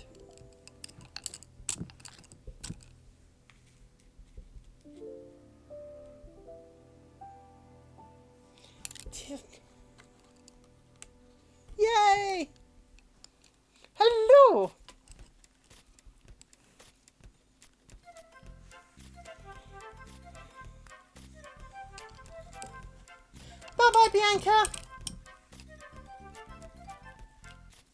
Take care, missus. Hello to the new people. Welcome to the strange world of Liz making lace. It is a bizarre hobby for me, to be honest, because I don't really like lace. I'm not a lace girl, but I enjoy making it, so make it I do. So as part of this, we are endeavouring to make one of the few things that I thought that Liz, the non-lacy person, could use, which is a neck curtain. Now this is me doing a test where we're in some experimental stage because, well, we did a bit of experimenting and we decided upon a design of square and we made squares. And, well, part of the way through making squares, it dawned on me that, well, the problem with making squares is that it's going to look like squares. And I didn't really want it to look like squares. I'd really kind of grown out of that. So after 9 squares, we have ceased to make squares. And we are now going to make strips. And join said strips together. And here we have let me unpack it. My set of test strips. So, the reason we had a number of strips is so that, because you'd think, well, why didn't you just do one long one? Because that would be easier. Yes, it would. But what I needed to do was practice the joins. Now, the first join I did looked better before I washed it. Thank you. So this looked a lot better before I washed it. Now I shouldn't have washed it. That was a whole new story.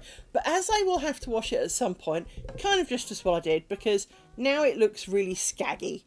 The only way for this to look good would be post every time you ever washed it. Now, admittedly, you don't wash your neck curtains that often, but you still generally wash them, you know, every few months usually, maybe at least, you know, for those who are really fortunate, maybe once a year. But you still have to wash it. And this was, so at the end of every piece, if my fingers are the lace, at the edge of every piece there are little bobbles like this. And if I hold up this end, by the way, my camera is not functioning properly, so I have to do all the boomer method. You can see that there are little loops along the edge. So all the little loops in this join are overlaid with the loops from the other side like this, and then sewn round them so that they're nice and strong. Hence, they've turned into quite a solid, bold line. This was done by, when you have 4 threads that meet together, they kind of make a bit of a crossy over thing, so there's a bit of a hole in the middle. This was done up through the hole in the middle, round a leg, round the 2 bits where, put the points like this next to each other, so round the 2 in the middle, down the leg, out the hole, and repeat, right? And only doing one side. Now this kind of worked. But after washing, one side has kind of got, instead of having bobbles, they're now kind of flat. So there's a line that's formed. These, although there are some bolder looking bits, in reality, it does depend somewhat on the angle. So if I move it around, you'll notice that sometimes it looks a lot less bold than other times, depending on the angle you view it from. And this is the same stitch, but you go up one way and down the other side. So you end up with equal tension on both sides, and it has kept them in. So that was then done for all 3 of the last joins, because, well, I wanted to practice, because I'm going to have a lot to do. So the size of my window is this wide, so I need 6 strips. I can have a 7th and go over the frame of my window, but ideally I would like 6, and they need to be 1 metre long. Well, actually 97 centimetres, but they need to be a metre long. So this was to play around with various motifs to decide which ones were going to make it. Now, you may have noticed there's a pinned message. while you do not know me from Adam, you would help me intensely if you could click on the link. It is a perfectly sane, it will not take you anywhere you do not want to go. It will not ask you to make an ID, it will not keep any information about you other than the answers to my questions, right? I have taken a photo of each of the various motifs. These 2 panels don't count, long conversation.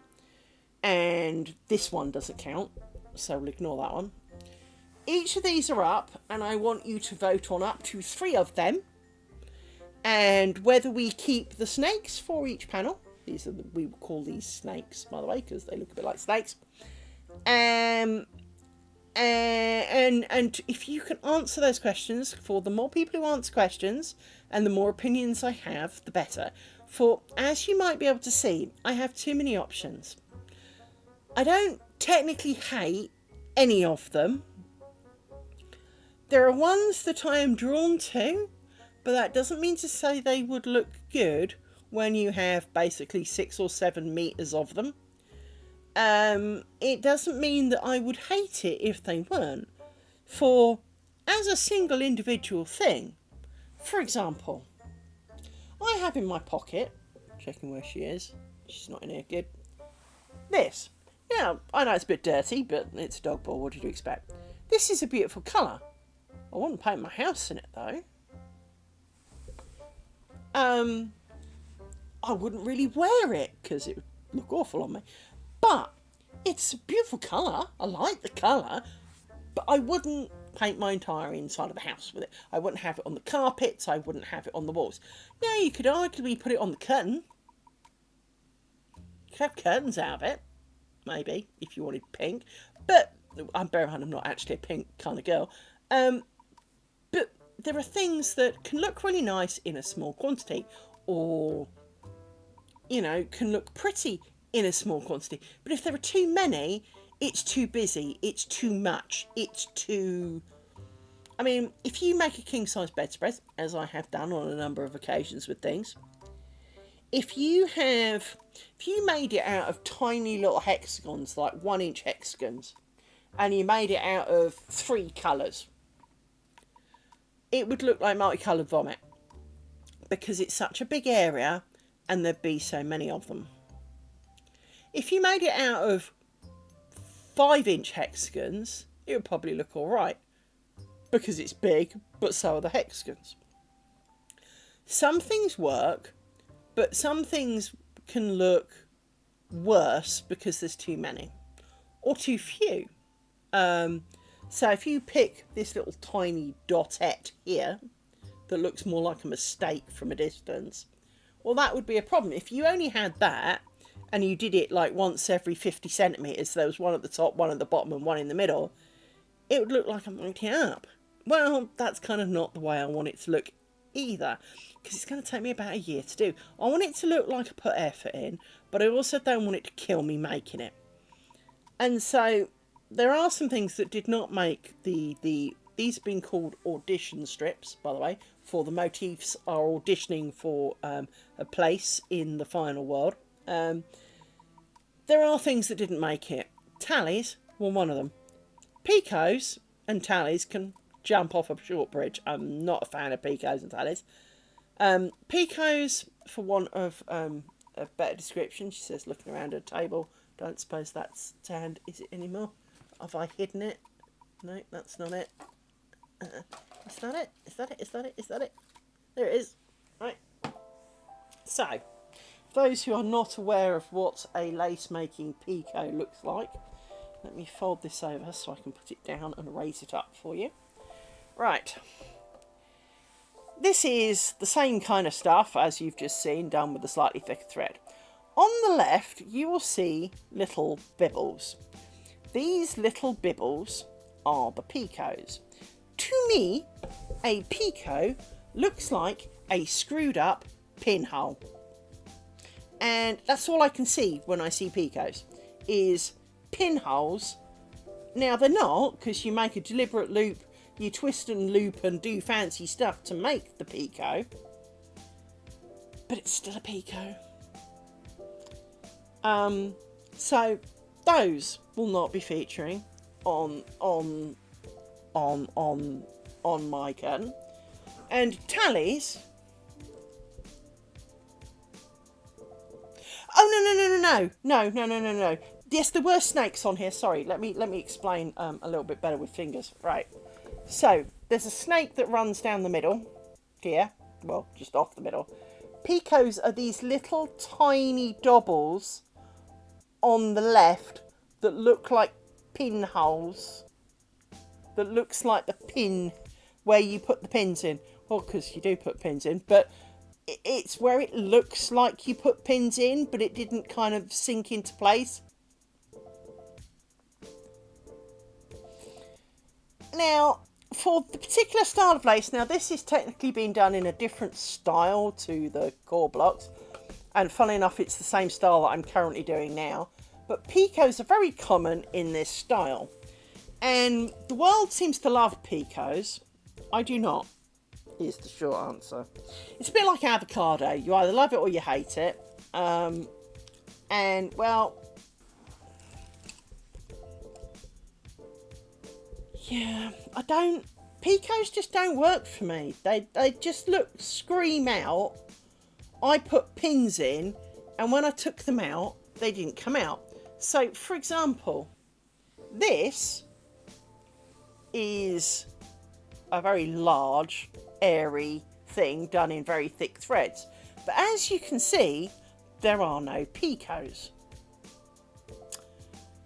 Because I don't like picots. Now, there is another one. Here we go.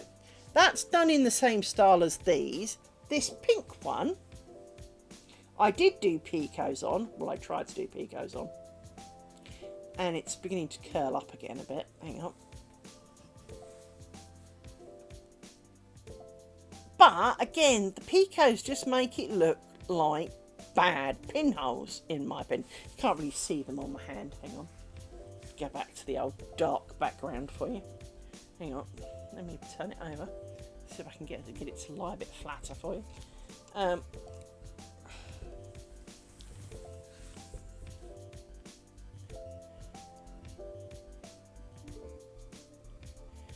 Well, as you can see here, down the sides, it just looks like I screwed up the edge, doesn't it? I mean, you're allowed to say yes at this point. I mean, if you really like picots, go you. But to me, all the little bibbles down the side just look like you screwed up your pinholes, right? And that your tensioning was bad and you've got these like leftover bits sticking out. And so I am not a fan of picots. And because it is my curtain,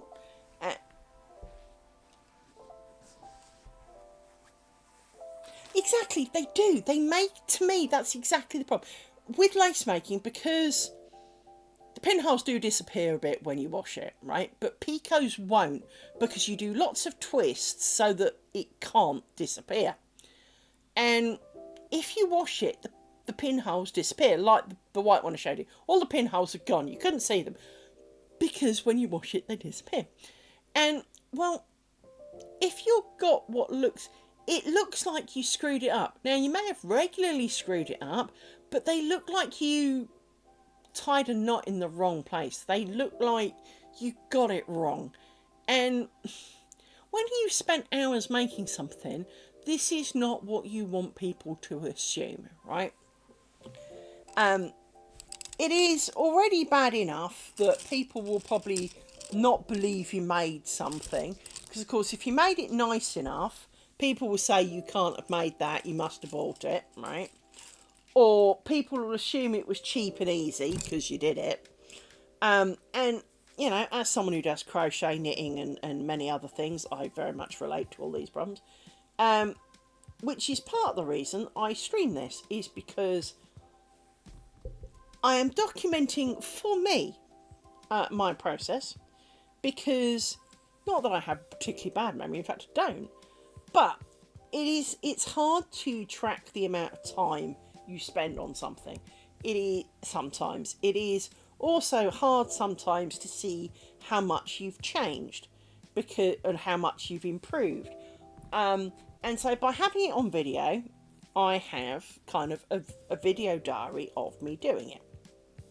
And if anyone wants to say, I don't believe you made that, well, here's, 200 odd hours or whatever of video. Go and watch it, enjoy. You can watch it grow in front of your very, very eyes. By the way, be prepared to be slightly bored because, well, it is somewhat repetitive. Now, as I said, we made some squares. And when I've tied these bobbins together and hung them on my pin, I will show you. Because it's not that I hate the squares. I really don't hate the squares.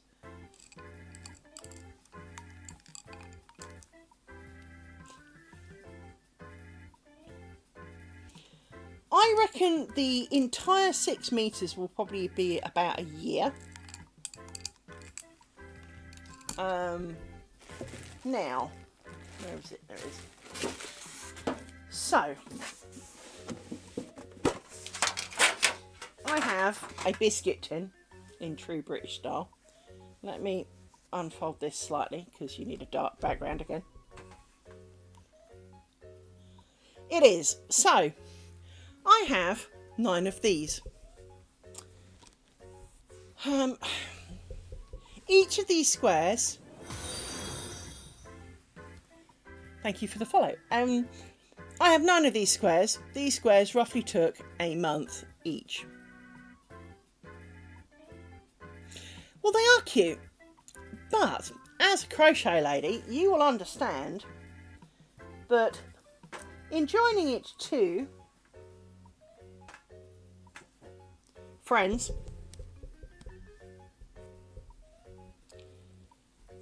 it's going to look like granny squares.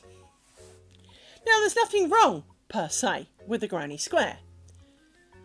But that's not what you think of when you think of a net curtain. Net curtains don't really have big, thick joins down the middle. And my granny square, I have 7 more, would be, well, we have achieved half a window's worth, right? And here are some things that I fundamentally have changed my mind about. One, the hard edge of the square. So I could have done squares without the hard edge to join them, and made them more like these edges where there's bibbles on the edge to join. But there'd still be a lot of joins. Because, of course, you also have to do the join here, because you work you start here and you work round and you go round and round and round and round. And then when you get back to here, you get to the bottom and you have to join it together. I suck at joins. And they are always a little bit bulky. And as you can see, they end up with, you have like little knots in them. And they just look a little bit tacky. And so you'd have this thick bit that you can always see. And I'd be a bit annoyed with that. And so you'd have to have them all line up, otherwise that would be a problem for, not that I have OCD, but it would still be a problem because, if you look at it enough, it's all you look at, right? I started that last August. Very end of August, but I started that last August. Now, we have had some detours along the way. We have made some bookmarks, we have experimented with audition strips, but it's been a year, and all I have to show for it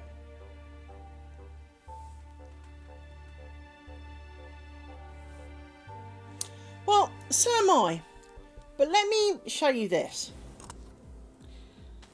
Look how many chuffing bobbins there are, and this is not yet, well, the ones that I'm about to add will be, but this is not yet half. So the problem with bobbins is that, well, this pillow holds nicely all the bobbins to make this wider strip.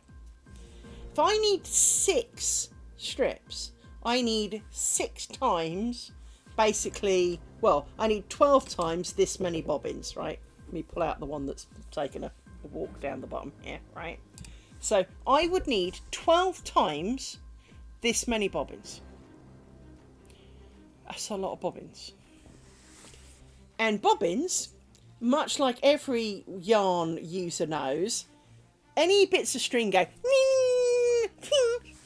at every opportunity and end up in big giant knots. with thread this thin, do you want to be pulling those knots out? Now, I have often explained it as bobbin anxiety, in that I don't directly have anxiousness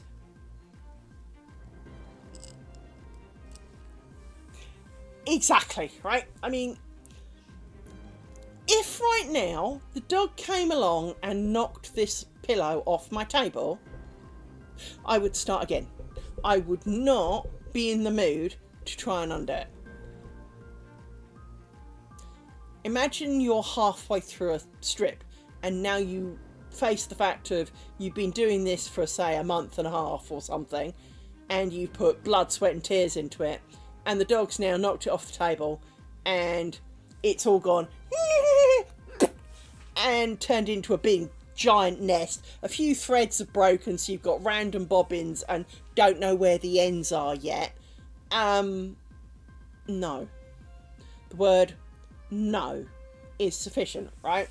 So I can cope with the number of bobbins it takes to make this strip, which is, funnily enough, the same number as it takes to make that square, right?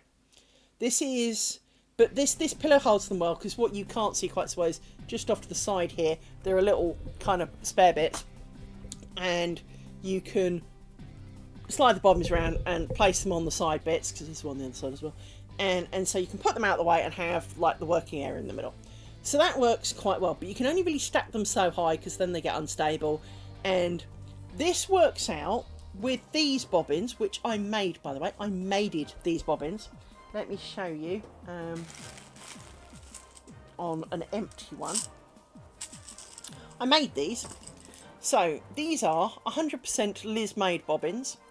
They are metal beads and a wooden stick from Amazon that I coloured in with a Sharpie. I glued the beads on and then varnished the black bit so the black doesn't rub off so much onto the yarn. And there are videos of me making them on YouTube, because basically I archive all of these videos onto YouTube. So there's videos of me making my bobbins, because they're heavy and they're thin, which is exactly what I wanted. But basically 7 pairs of these, so 14 bobbins, fit in a stick, and we have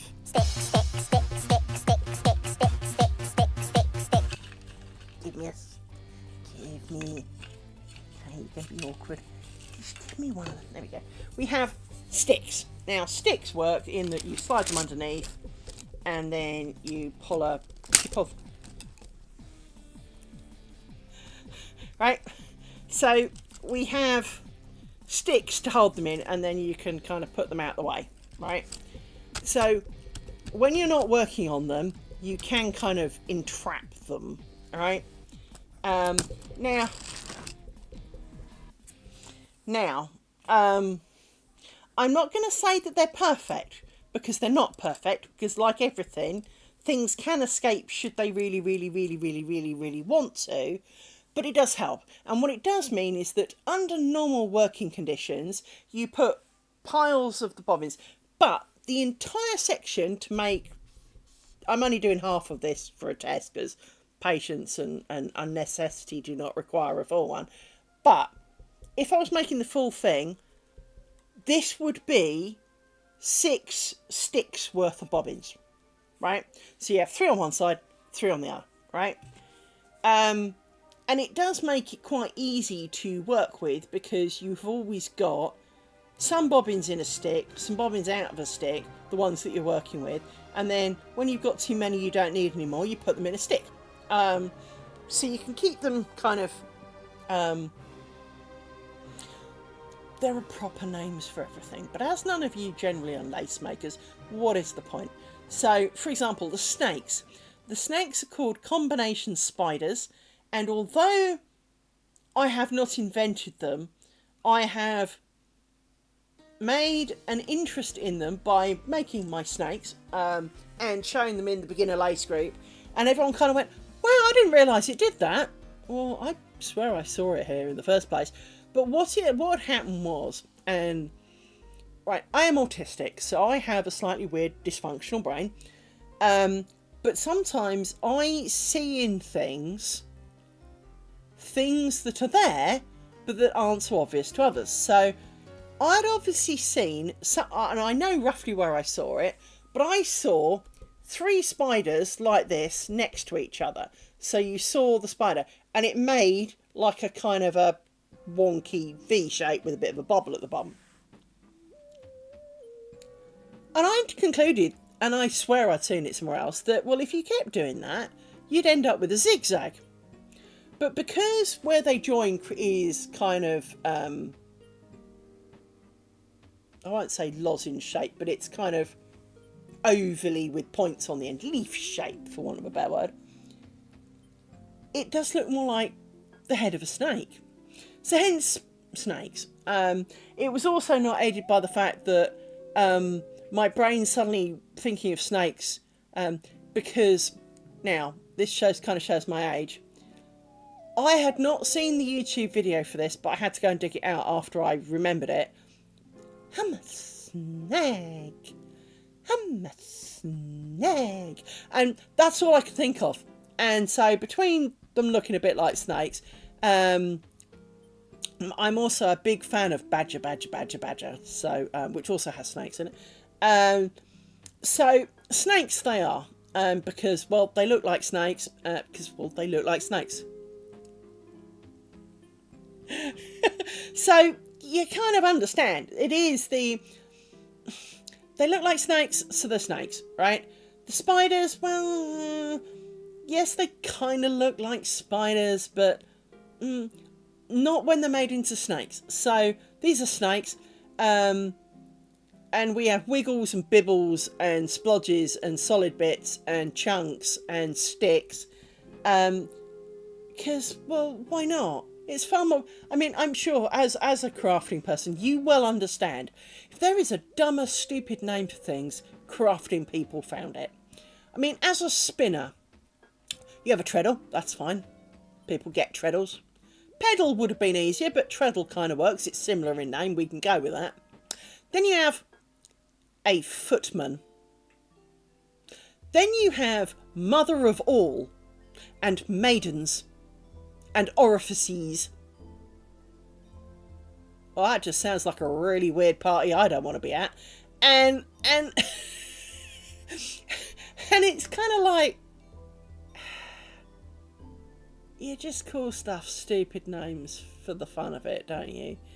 You're just doing it to kind of make us say dumb words, right? So, if you're talking to people who do not do the craft, it is much easier on your soul and conscience to call it by another name. Sorry, I'm struggling to see because of all the knots where I need to go. I think I need to do you two. It's because the knots, because I've been lazy in how I tied them. Because this is not, and one of the other thing that we talk about quite a lot on my channel is the fact that this is not being made for the King of England or to go in a museum or anything of the sort. Therefore, yes, there are mistakes in it, or, well, I don't think I've got any in this so far, but then I haven't got very far. But at the same time, who knows, because I can't see for all these ends that are trying to get in the way. Get out the way, I can't see. But because it's not being made for the King of England, because it is not going in a museum, you know, there are, you know, if I spot a mistake and it's nearby, I'd go back and fix it. If it's too far back, however, right, to give you an idea, if we pull out the audition strips again, because you have generally a load of pins, this bit would be covered, say, with pins while I work on this. Well, as I start this, I then uncover a mistake here. I am not going back that far. Once the pin's out, too far. The problem is because of the angle I look at it, see, you look down on top of it, I look at it at this angle, all I see are pins. I don't actually see the work. And so, chances are, there could be 1,000 mistakes in there and I wouldn't notice until I take the pins out. But by then, I can't be asked to go back that far. Um, and one of the other side things that, of course, that is kind of important to know is that while I am making this nutkin, I am making it for myself. So that's a good thing. You know, very rare we as crafters tend to make things for ourselves. However, this doesn't feel right. This feels wrong. This feels one pinhole too soon.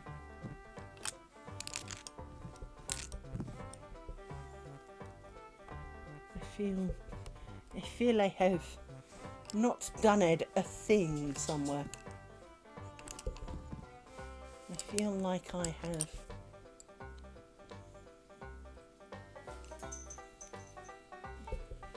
Like you. No. Yes, you go in there. That makes you there. But because I am not making this for royalty, I am doing this for my own window. The other point is this window is not in a prominent place. This window is at the top of my stairs. When I go to bed, I walk past the window and then turn left away from the window, so it's behind me. In the morning, sure, I walk towards it in the morning. You think I'm awake enough to remember seeing a window first thing in the morning? There are days when, you know, I'm not even sure how I got downstairs. So I'm not going to, you know, this thing is not exactly going to be sitting, I'm not exactly going to be sitting here on an hourly basis staring at it. So again, it can have some mistakes in it. There is no point going insane and repeatedly doing a section, because of course, as we also know as crafters, you undo something to fix something, only to screw up a completely different bit. So there are times when you just have to accept that mistakes happen. And many of my squares have mistakes. I mean, as an example, if I pick up this top one and lay out a dark thing so that you can see it. Well, there's a big fat hole here. Let me bring it up to the world. Hole. You can see that there is a hole. Look, there's a hole there. There's something wonky going on about here. And this is generally without trying too hard. There are other mistakes on here. I know there are. There always are. I didn't twist that pair there. And I should have done. There's some other wonky bits. I know there's other wonky bits. But there are wonky bits. And, well, if only I'm going to see it, and chances are I'm not going to be awake when I see it, creating additional stresses on myself and striving. I mean, I'm not aiming to screw it up. That is a key, essential part of this, is I am not intending to screw this up. I probably will, but I'm not intentionally going to sit down and make mistakes in it. On the other hand, I am not going to bully myself and, you know, go out in the garden and flail myself to death because I make a mistake. Because, well, I am human.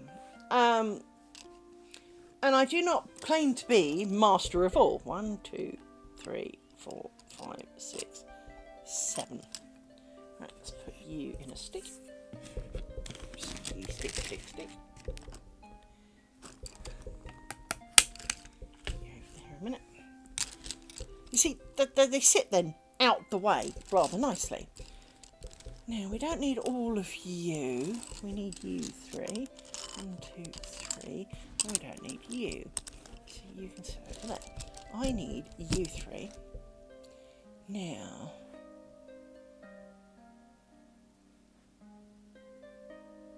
So I'm having a thought.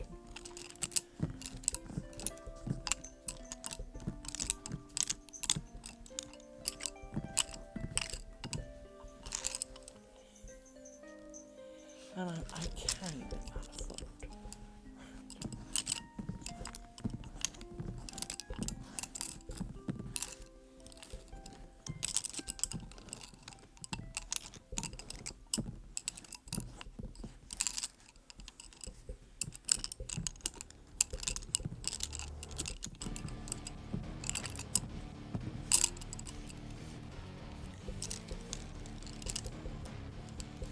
Now,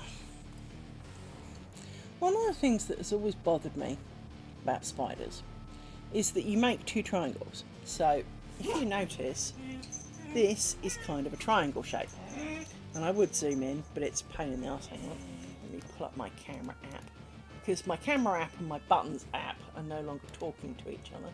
So let me zoom in and then try and find it on the screen. There you go.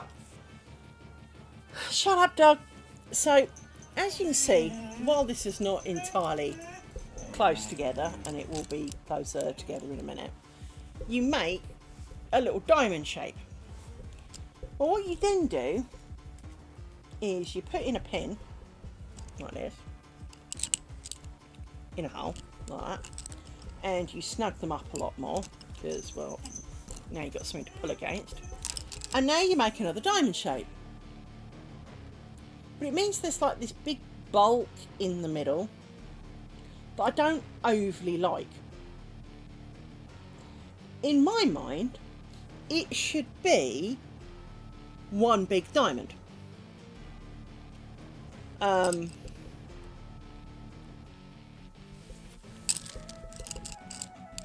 I'm just trying to work out how practical that is to do.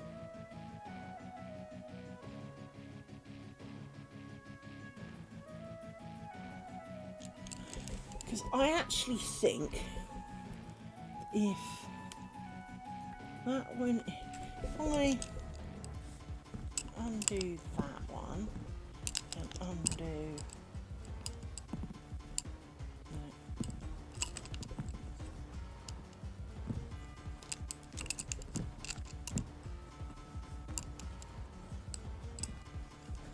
let me put you back to the beginning. Undo you. Right. And leave you. I think if you do that there like this, and then you bring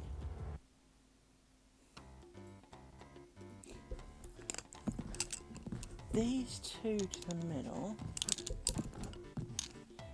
this crosses over at the bottom, but you'll have a diamond shape that won't look quite as spazzy as the others. Now, you do have the problem in that you don't really have anything you can pull this against, so this kind of now needs to go underneath like this. But that's it. That is the full Monty. Yeah, let's give it a go. See how it is. We're allowed to experiment after all. Right. 1, 2, 1, 2, 3. So you now go that way, and you now go this way. And we'll do it again. So, 1, 2, 3. 1, 2, 3. You now come this way, and we do, you have to cross all the way over, because that's the point. Oi! And you cross all the way over, like that.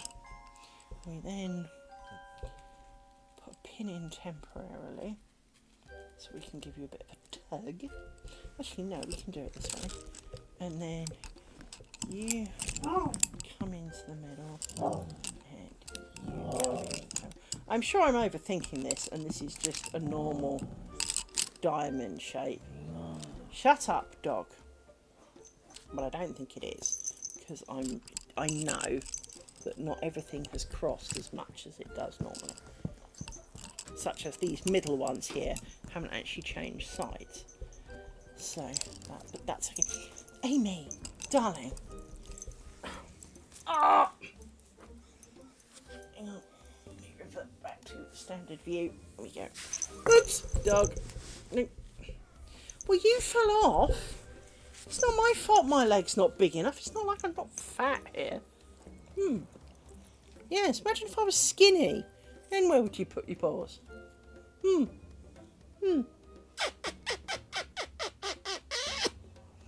I have two beautiful little doggies who are best behaved when they're asleep. Yes, you are. I love them very much. But you are beautifully behaved when you're asleep. Yes, you are. I don't want to be licked. I don't. No, I don't. I absolutely don't. Oh. Miss. Oh, off you go. So, 1, 2, 3. 1, 2, 3. 3. Now, you see, the only disadvantage with this is that in the real world, as you can see, this one's actually the middle, so it has not swapped sides. But I don't have a problem with that as a whole. The principal is not unhappy. Did I do the twisties? I did. Let's go down here, do some twisting. So yes, hence there were just too many decisions to make for this whole thing. But this is a different style of lace to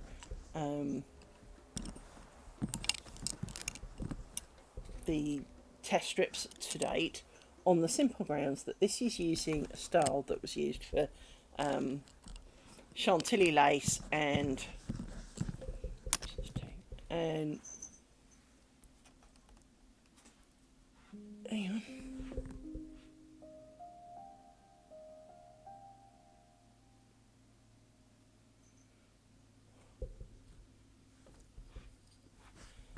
There should be. That's not right then, something's gone wrong here.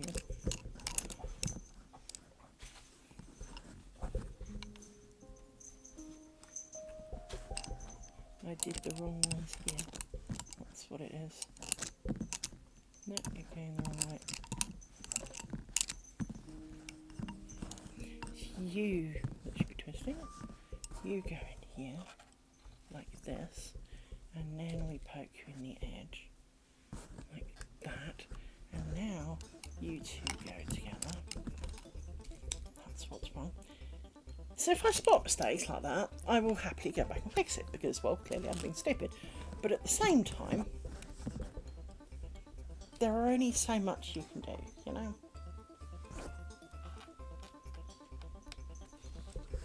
Now, the reason we're doing this is for the joins, because joining this should be absolutely invisible, not almost invisible.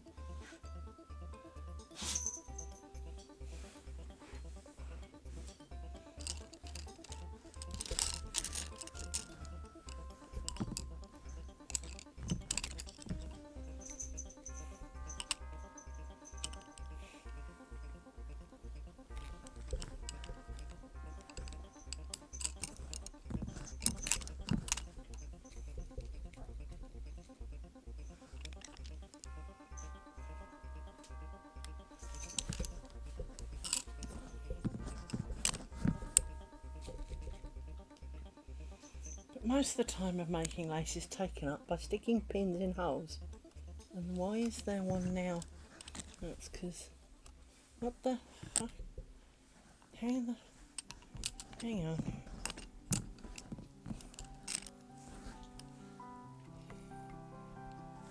You go in that. You go in that.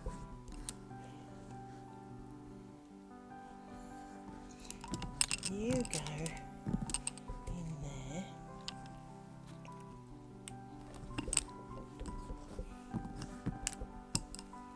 You go.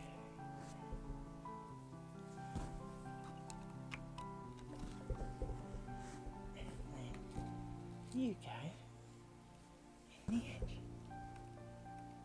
Like that.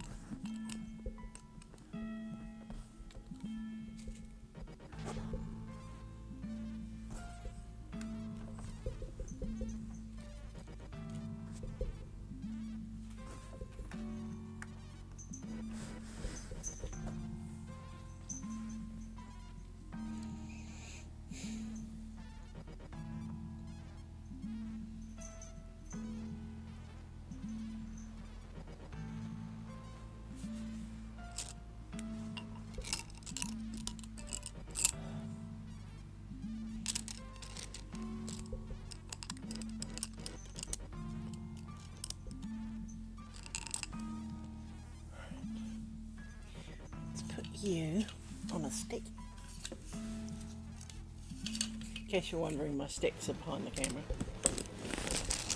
I've got a lot of these sticks. I mean, like, a hell of a lot of these sticks. Like about 40 of them.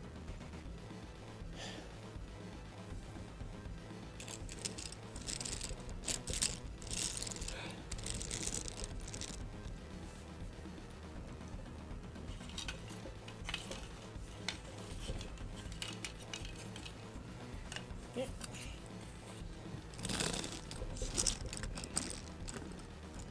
This.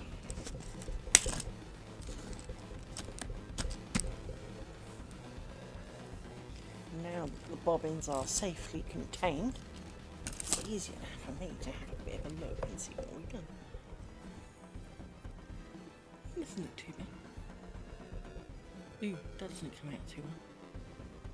Doesn't come out well at all. That second spider looks really sorry for itself. That first one looks a lot better. Yeah. I'd be pleased about that, actually.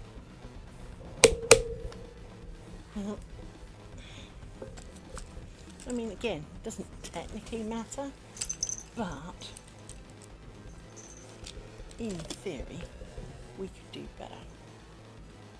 Now, maybe it just needs a bit of tension in.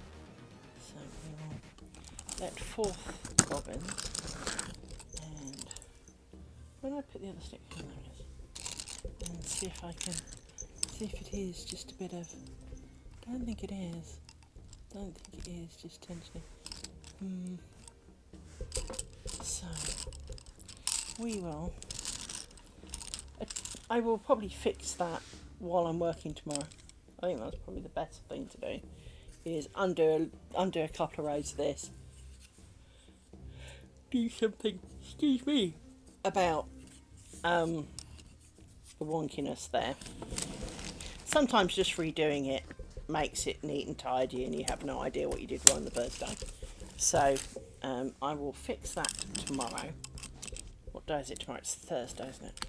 It's Thursday tomorrow, isn't it? Yeah, it's Thursday tomorrow. Shit, gotta do the bins.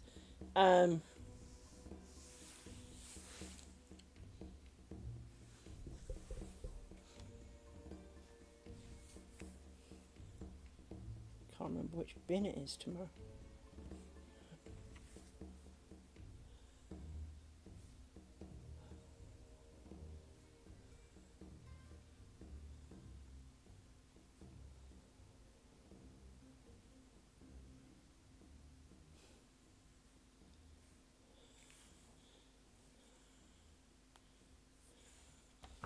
So it's blue bin tonight.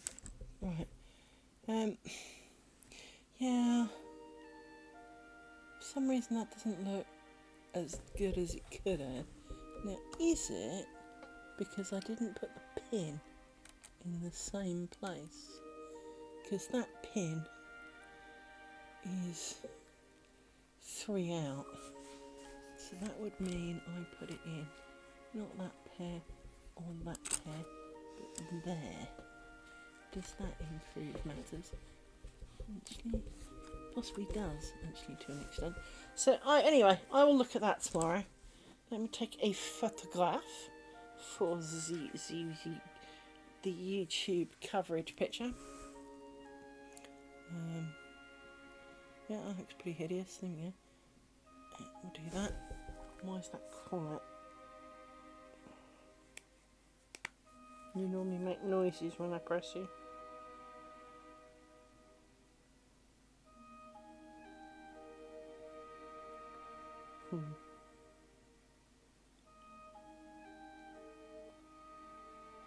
You normally make noises when I press you.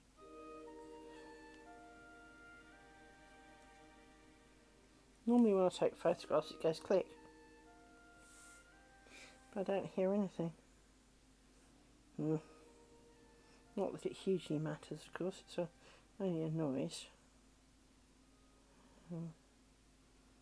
But like anything, the moment it doesn't do it the same as it's always done, you kind of get a bit uneasy as to why not. It's this sign of doom.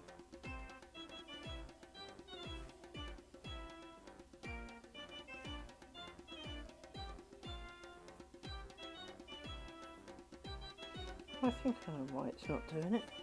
It's because that's on, maybe. There it is. There you go. That's why it wasn't doing it. Let's do a better picture. This better.